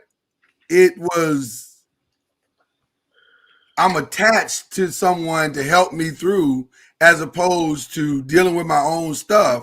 That's immaturity. That's immaturity. That's me not wanting to deal with my own feelings and my own pain and my own, listen, some people will say, no, but you were hurting and you were grieving, and I was. But that doesn't give me an excuse not to deal with what I'm dealing with. I still got to deal with it. It ain't going nowhere just because I don't want to deal with it. So we got to deal with who we are. And that's why I made the statement earlier. It is that man's responsibility to go deal with it. He got to deal with himself and step up and mature and fight to mature so that he can become what he needs to become. Her being enough has nothing to do with who you are. You got to be enough you got to learn to be a better man. And I love what you said at the very beginning. Mama knows I'm gonna let you jump in because I heard that side. I love what you said at the beginning where you said, how did you phrase it? Cuz it's probably stupid. So you probably can't. It's always stupid, but it sounded good though. Damn, it'll come back to me. See, I'm having an old cuz moment. Go ahead, Mama Noise. Say what you're gonna say, and then I'll get back to it. I think, in my opinion, it was somebody trying to take advantage of your weakness. They absolutely did, but but guess what, though, Mama Noise? What again, hoes gonna be hoes. So I can't stop her from being what she is. I can, however, stop how I respond to it, which is ultimately what happened. I eventually woke up out of that fog and fade and said, wait a minute, you're playing another game. This ain't about friendship or you trying to relate or you on some bullshit. And that's where the whole thing fell apart. But that's the part about, like Kiki Shaird's mama was trying to tell her in so many words. Don't get it twisted. We always talk about the devil knows scripture as well. So don't get caught up into thinking because you in the church that that's a place where you can let your guard down and that's, you know, that everybody has the best of intentions of wanting to see the success of your marriage. There are some folk that want to see you fail. There are some folk that say, he don't want to be married to her. He want to be married to somebody like me. Is somebody that's jealous that wants to see the epic fail of I think she's her only daughter. I think she's her. That's her only daughter. Yeah, she has a son. That's her only daughter. Yeah. Whatever. There are people that want to see that fall apart. So you got to make sure that you don't get so spiritually minded that you think that there are not people that are going to try to, quote, tempt your husband. I don't care. If you keep your head, you sleep in the Bible and you wake up in the Bible and you take it with it everywhere you go. It's always a possibility. So that's all I'm saying. I appreciate her mom saying that, but I think that's why I was saying it needed to be read completely to make sure it wasn't taken out of context, because, you know, I came into church thinking, oh, okay, well, I'm married to a minister. You know, it should be all good. Man, I didn't even know that all these heifers have been sizing up Lloyd for years. And then here I come in there, you know, as his wife, thinking that, you know, these are Christian women and, you know, they won't do anything like that. Man, I didn't have any idea. And nobody told me. So like you were saying earlier about, you know, so how did you know that? How did you make that determination? I made that determination on my own by experience, not because somebody told me. Right, you had to learn that, yeah. But I'll say this too, to Tara's statement. Anybody out there seeking attention, feeling like they got to seek attention from others and you're in a marriage, that's immaturity. That's immaturity. That's them saying they're trying to tell you that you're not enough when the truth is they haven't reconciled some stuff within themselves. That ain't got nothing to do with you. That's them. They're immature. They need to grow up. I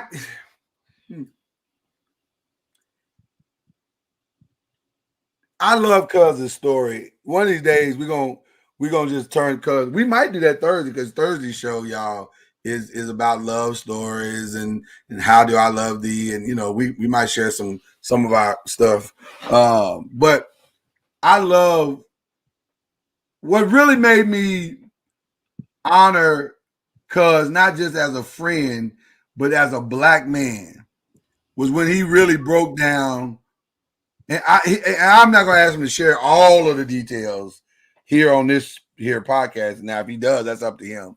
But to hear what he had to go through to fight for his marriage, because it was similar in many ways to some of the stuff that I had to go through.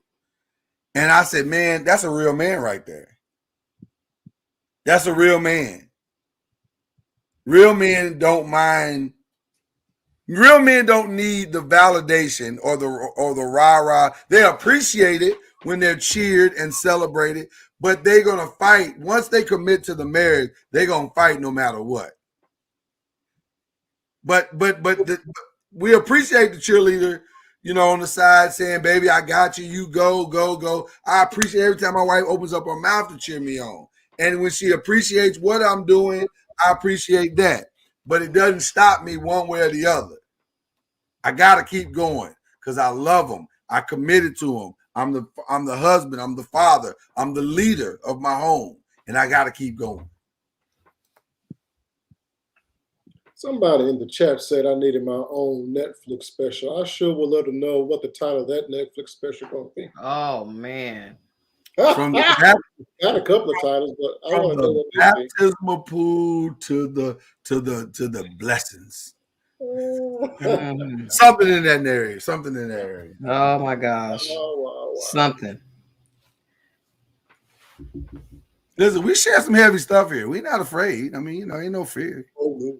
I'm We just just, we just tell it like it is. Marriage is not for the faint of heart. listen, and you got to just be straight with each other. I mean, for me, I think the biggest thing was as being in a church for over 20 years is the fact that, I would never think that people in the church would be my enemy. So I naively go in and assume, oh, sister so and so would never, put her titties on my husband, hugging him a little too long, to the point where they had to change the whole hugging process to being one arm, one side hugs, because there are women that will try to put their titties on a man just a little too long, trying to hug him with a good morning. And it ain't no good morning. You just trying to let him know, see this right here. You know what? But you know what? That's cosmetic. Because if a person wants to, man, listen, that didn't stop some of them same women from cheating. They still got the dude they wanted. They still cheated on him with. I mean, it's just, listen, when people have intent in their heart to do wrong, they have an intent in their heart to do wrong. Yeah, but see, I'm saying that we come in because this is, as we always say, the hospital for souls. We come in to the house of the Lord because it's the house of the Lord. And you're assuming that nobody in here wants to see me fail or see my marriage fall apart. You make that assumption. And now we know beyond the I would never dream that that the same person is saying, your husband is so awesome. He so this, he so that. Here go my number. Call me later on this afternoon. I just want some voice lessons.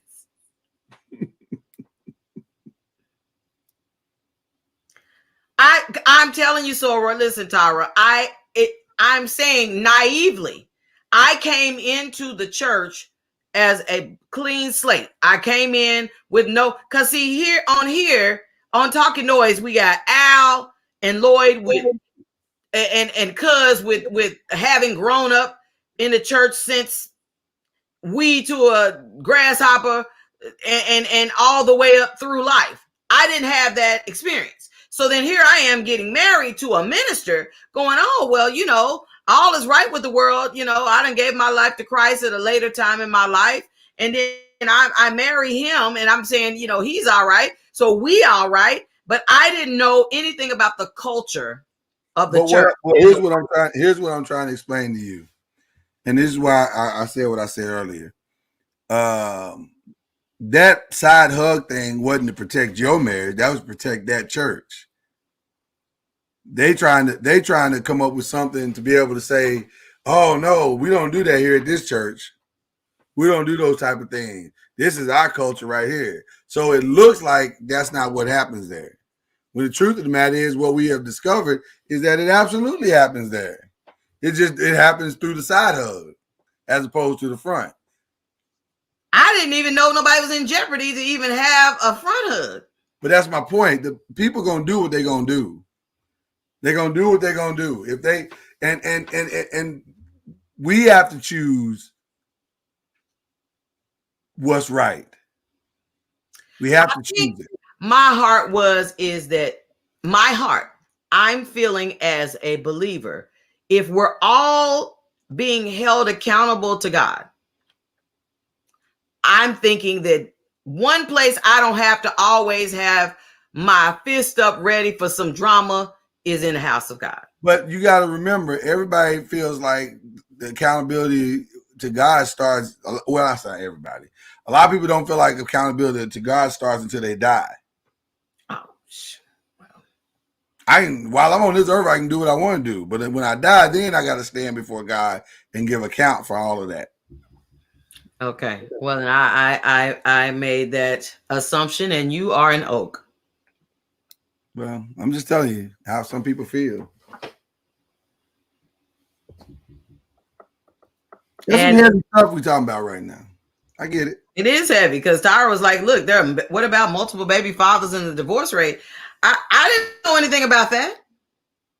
I thought some of these older pastors done been married their whole life. They with the same one wife they been with. I didn't know nothing about no multiple baby fathers, no multiple divorce rate. I didn't know any of that. Yeah.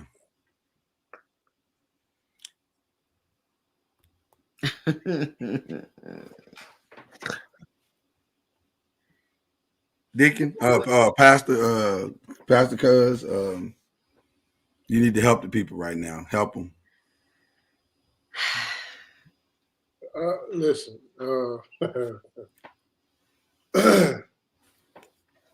everybody in the house of God ain't godly, so that's easy.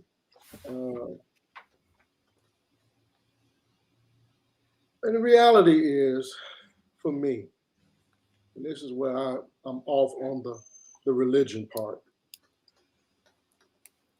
Everybody's so busy trying to be godly that they're not really working on themselves to mature as individuals. Exactly. And until you mature as an individual, your godly walk can easily fail because you haven't matured as an individual. I've loved Jesus all my life. And I strung it out like that because that's the whole truth. All I've ever known was church. Mm.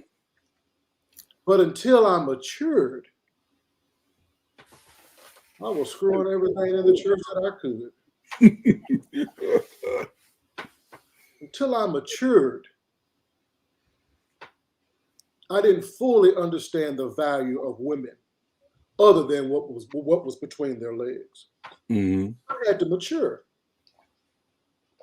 It doesn't mean I didn't love God.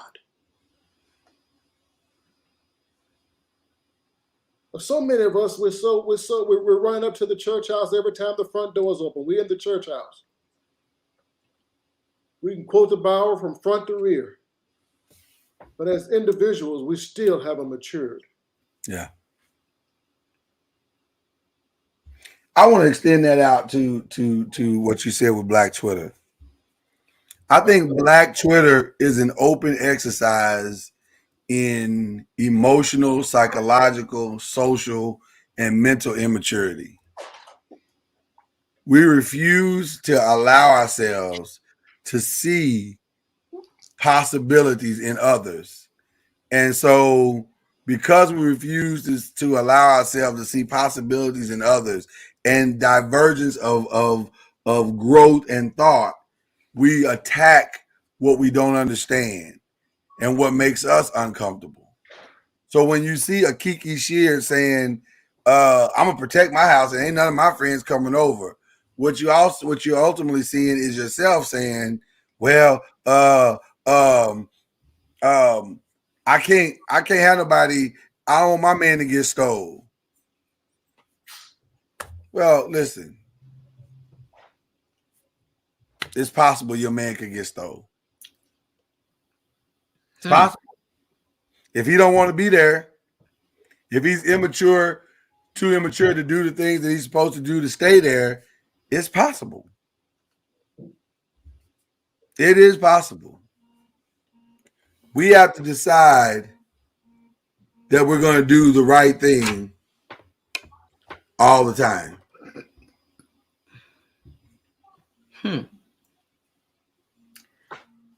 Well, I do think it's a little much that I mean, I must admit, even when Azaria asked the question earlier, she said, so grown women be having sleepovers? Oh no, we have one. We just have to get that fixed. I'm going, okay, grown women have sleepovers. Well, that sounds like a girl's trip more so than I'm inviting all these grown women over my house to spend the night. So okay, well, so that's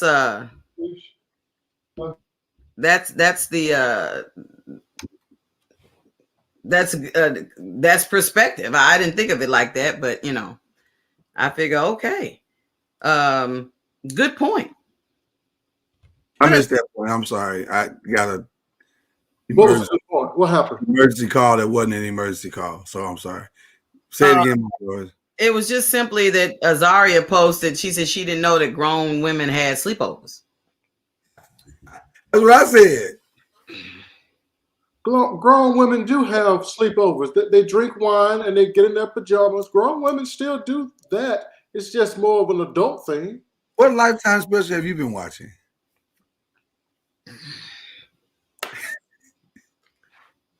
That's called a girls trip. That's not what I was saying. That sounds more like a girls trip. Necessarily got to be a trip. If he's out of town, she can have a girls' night at the house. Okay, all right.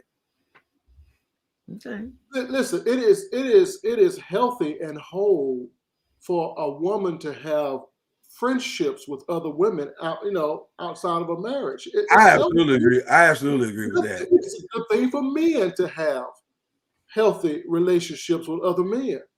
And we don't have sleepovers. Men don't do sleepovers. But we do guy trips.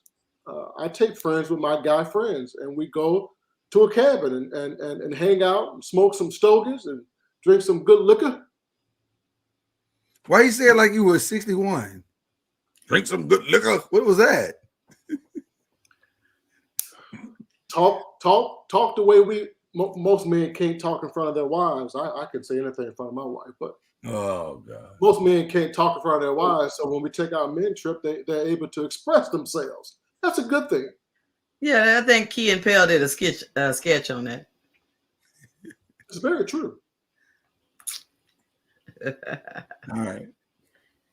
Is your wife enough? My wife? Enough for me? Yeah. She's too much.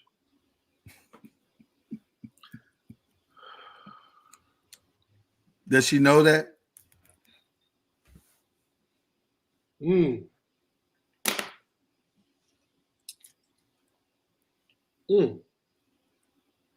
bing, bada boom. Don't worry, I'm gonna ask mine on air. So your conundrum is a little different than mine. I gotta ask mine on air because we host the show together. Dang on.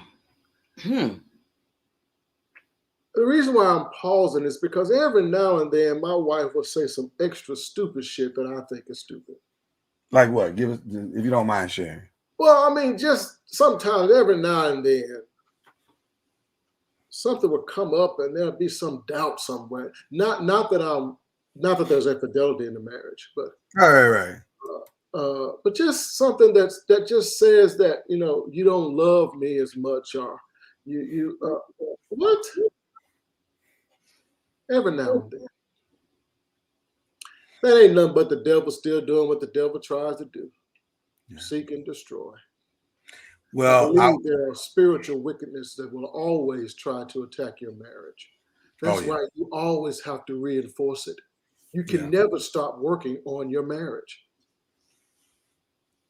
I'll say this. Well, let me ask my wife before I get to that answer because I love what you just said. Kenyatta, do you feel like you're enough, or am I enough for you? Do I feel like I'm enough? And then you said, are you enough? Yeah, you can answer whichever question you want first. There are moments that I feel like that, man, am I enough? I felt like that at moments in our marriage because, when we first got married and, being married for a while and then, man, you just open your wings and just start flying. And I saw the extraordinary brilliance of my husband and was like, man, the deck is stacked so high. What do I have to, you often have said, what do you bring to the table? And, when you're talking about relationships, what does a guy bring to the table? What does a girl bring to the table? And I was like, man, I thought I had something to bring to the table, but man, once you begin to flourish and your brilliance just got illuminated, it was like, man, I did start to feel like I start to allow thoughts of the women that you dated before you met me to get in my thoughts. Like, oh, well, if he'd have married so-and-so who was already successful, and all his brilliance and stuff that he has to bring to the table, maybe, I'm just saying all of those type of things begin to infiltrate my thoughts. I think that's all completely normal. Yeah. Most women have those insecurities. That's why women need to constantly be reinforced. That's why chivalry was so important, but we've gotten away from it. Yeah. You have to constantly tell a woman, I love you. Yeah. Just like you have to constantly tell a man, I respect you. Yeah. He needs it. He needs it. He needs it. Now, you ain't got to tell him I love you all the time. Just give him some ass and he will appreciate that. But he must know that you respect him as a man. Yeah, no lies told here in this post. Telling you the whole truth and nothing but the truth. Yeah. Mama Noise, I agree with Jay in the sense that every time you say that you think you're not enough, I think you've lost your mind just a little. Not a lot, but just a little. I'm like, come on, what? Have you looked in the mirror? Yeah, you're enough. More than enough. Probably too much sometimes. When I see our marriage, I see a lot of times the things that I have not yet to do for you. And I feel like I'm letting you down in some areas. Because I know how brilliant you are. And I want the world to see what I see. I'll share this with you publicly from a meeting I had just last night. And I'm not gonna get into names because we ain't there yet, y'all. But just know we having some meetings. We having some real powerful meetings. And last night's meeting was powerful. And one of the people at the meeting said, hey, I saw the sizzle reel that you guys have for the documentary. And your wife is brilliant. I know she's brilliant. I was like, you have no idea. He said, man, I can't wait to see all the wonderful things that she's about to do. That's my greatest joy is I want people to see what you are. But I think a lot of times when we stand in front of the mirror, because the mirror is so blatantly honest, that's the part that we focus on, as opposed to seeing beyond the mirror to what we can be or are fighting to become. We only see what's right in front of us. And we get so fixated on the imperfections that we are working on. That's the part we forget. We're working on that. Man, yeah, my hair ain't right, but I have a brush in my hand. So I'm going to fix it. I'm in the process of fixing it. But we spend so much time in front of that mirror staring at the imperfection that the imperfection becomes the reality. And the reality becomes our opinion of ourselves. And that's the danger. That is the danger. So when I see Kiara Shear, when I see Joy Taylor, let me tell you something, Joy Taylor, who's only 30-something years old, 33, I think. You have picked up weight. And what is your point?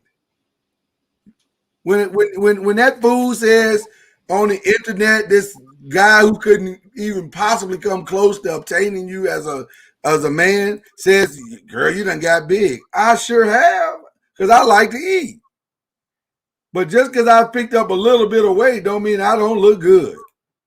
And that's your answer. If you feel inclined to answer him at all, you don't owe that ninja no answer.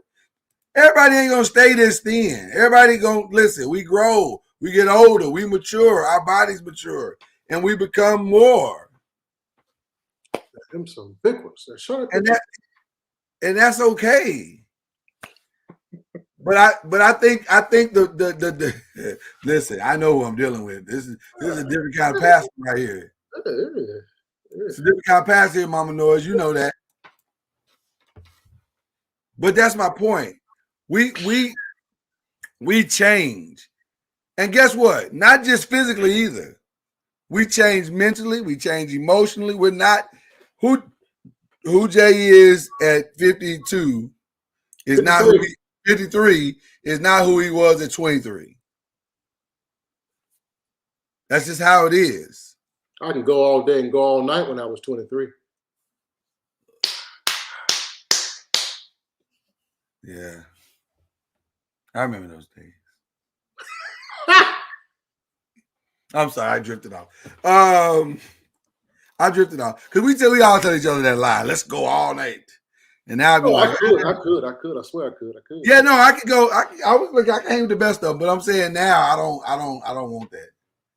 I don't want to go all night. And Mama Noise is grateful. Look at her. Look at how she smiled when I said I don't want to go all night. She be like, oh hey, you know, be like, I don't want to. I'd rather go sleep. But my point is, you're more than enough, baby. You. Come on, God, you enough. That's an understatement. So back to Miss Shear. Yeah. I haven't seen the response, but you said that it was a long response. It was. She's trying to find a way to tell people let her marriage be. Let it grow. Let it do what it do. And see, I thought she was trying to tell him to kiss her ass, but you might be right. It's appalling that people are willing to attack that young marriage. But that's my think about it. But that's my point about both women.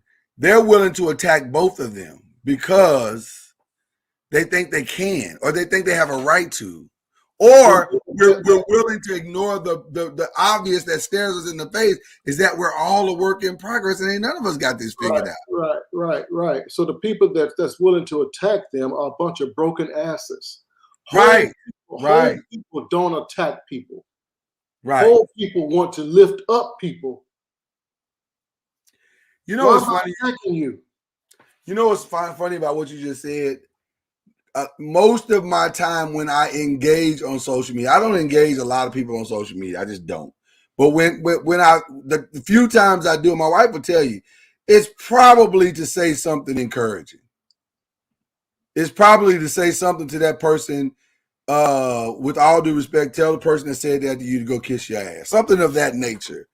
In some variation, I may use more eloquent words, or I'm a writer, so I know how to say it in a way that is professional and becoming. But essentially, my message is tell that person to kiss your ass, because they don't have the right to take a picture or a soundbite and form an actual opinion.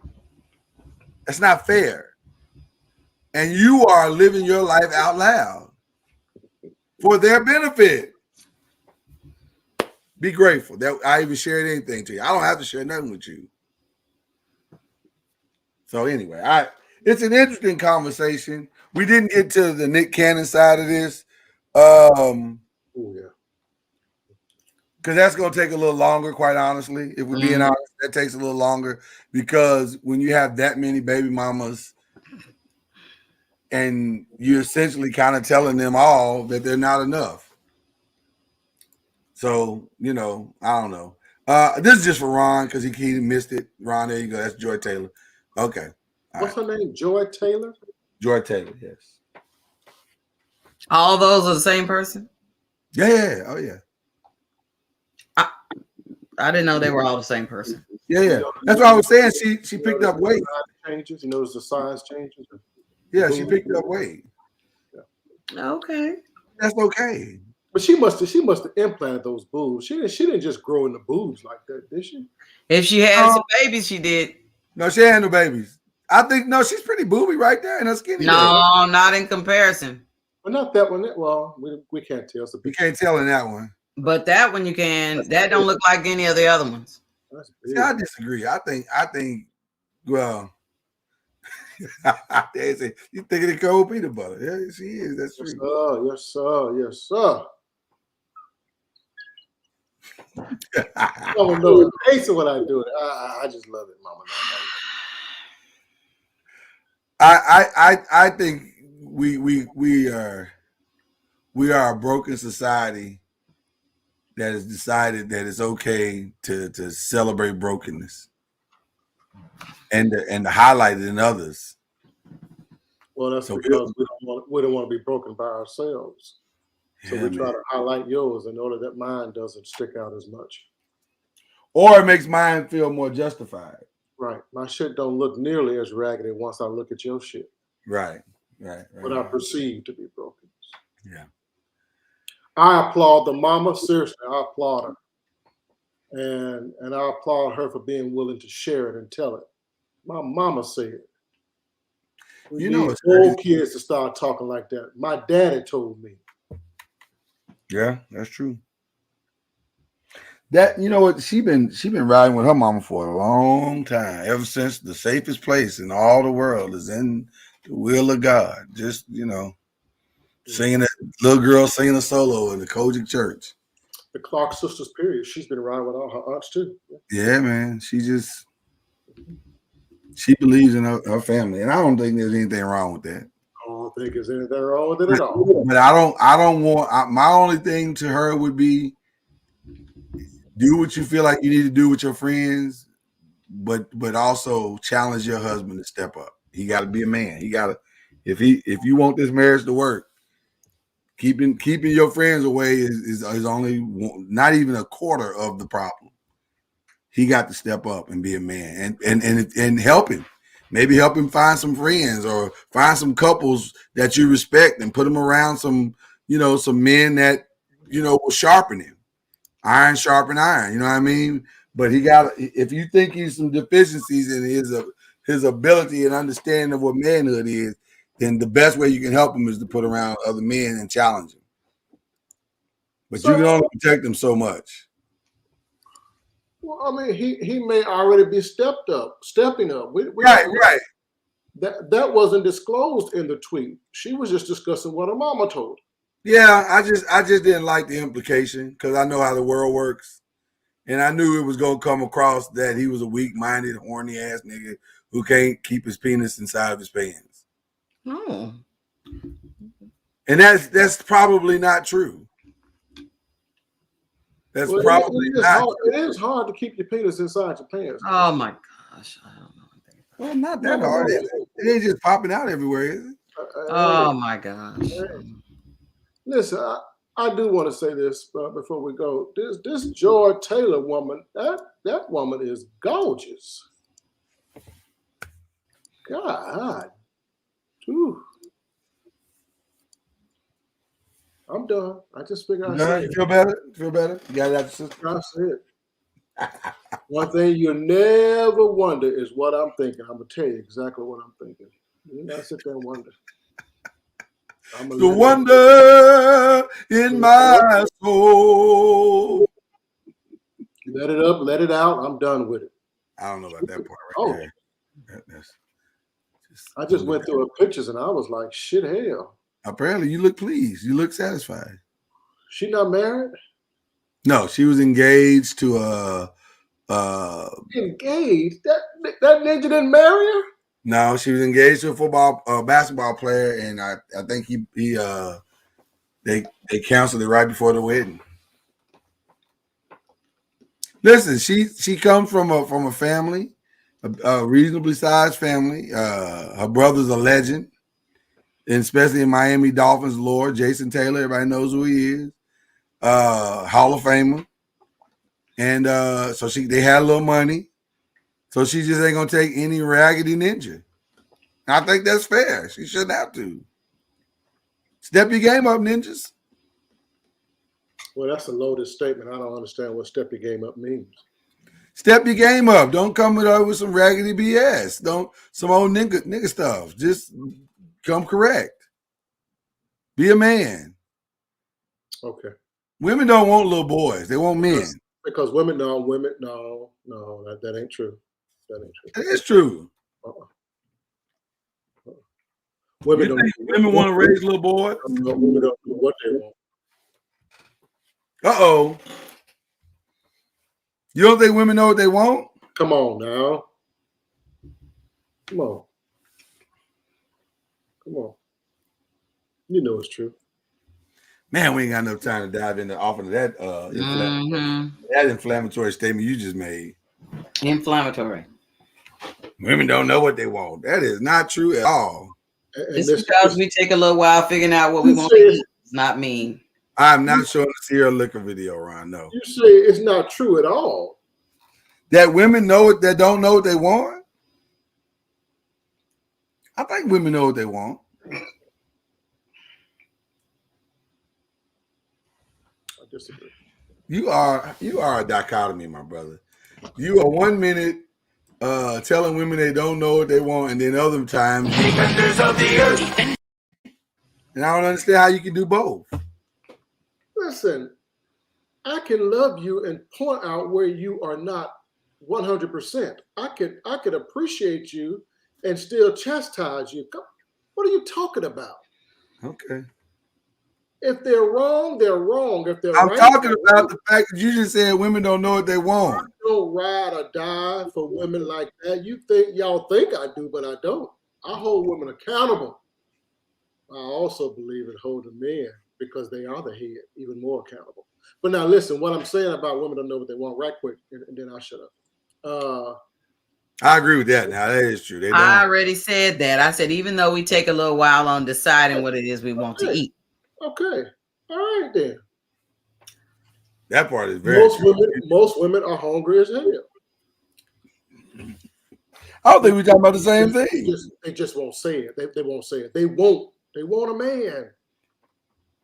Listen, have our women, come on, Mama Noise, ride with me just for a second. Have our women been starved of good men? Absolutely. Yes. Okay then. But that don't mean they don't know they don't want. That don't mean they know they want. Well, yeah, it does, because they don't really know what it looks like. When you said step up man, that's loaded, because oftentimes step up man means he got money, he got a car, he got a home, he dressed nice, he smelled nice. Ain't none of that shit, man. Hello, I'm right, and you know it. But that's the same thing y'all say about women. Because we are visual. She smell good, she look nice. She got a fat hotel, all that stuff. Y'all talk like that. And I'm married the exact opposite of what I generally like. So you don't know what you want either. I know exactly what I want. I know exactly what I want. You did not. I wanted a life partner. And that's what I got. I just had to. So men set out to say that's what they want. That is not what you got. What you got was raw material to build a life partner. You gotta build a kid. You gotta build a kid. That's what most of us get. But I think women have a general idea of what they want. They don't want a man cheating on them. They don't want that. They don't want a man beating on them. They don't want that. They want stability. Can a good man, okay? Can a good man that does not beat on his woman, that will love his woman, can a good man get that? Put that picture back up of that woman again. Put that picture back up. Oh, we don't need to see no more pictures. Put that picture back. Well, it's part of it, Mom. It's part of the. Oh, come on. Can a good man? Not that one. The boob's too big. Go to the next one. That one. Okay. All right. I think it's like because her hair straight. Okay. Can a good man get with her without 700 credit score?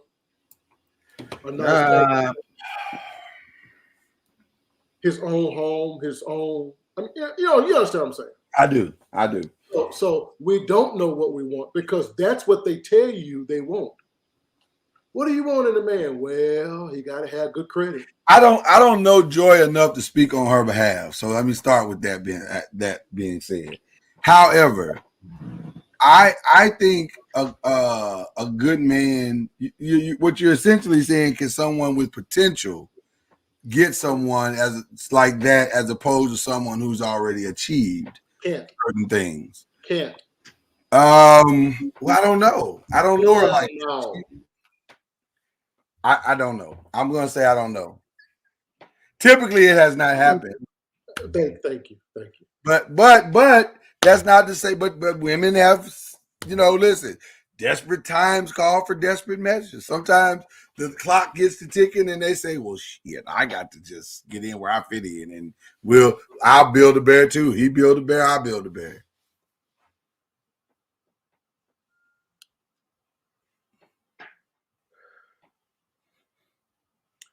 My point is, do women really know what real manhood looks like?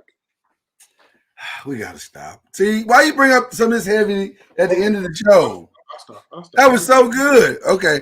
I'll stop. I'm done. Maybe we pick that up tomorrow and don't wait till Thursday. I'm done. Cause that's pretty good. Cause that is pretty good question. We'll add that into the What the Hell Wednesday.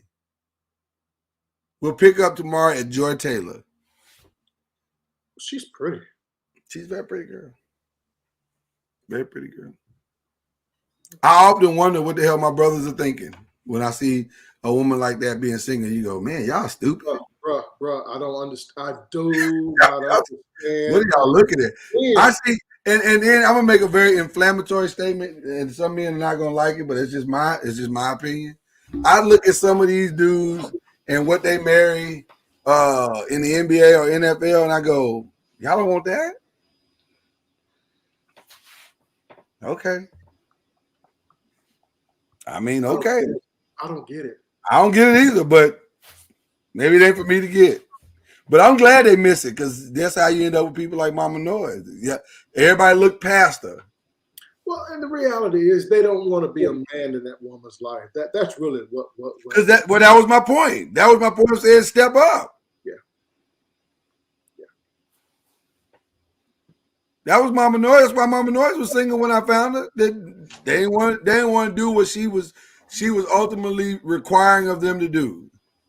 And I was like, the devil is a lie. I'll do it. I didn't realize there were so many guys that did not want to have just one relationship. It's amazing. Amazing. They like, in other words, there is so many women to pick from. Everybody got to be a side chick, or you think that that's your one and only. That's not your one and only. You just, everybody want to share. And it's like, okay, is there no man out there that says, I just want one woman? Don't say it, cuz I saw Stefan's comments. We got to go. We will address those tomorrow. I'm writing all of it because I know you want to respond. And I want to respond too. No, you can't say it. Don't say it. Just wait. Wait till tomorrow. Stefan, you make sure you have your ass back here. We will talk about that. He does all the time. Okay, let me get a benediction. May the Lord watch. I can't even get through it. Oh my God, that's so funny.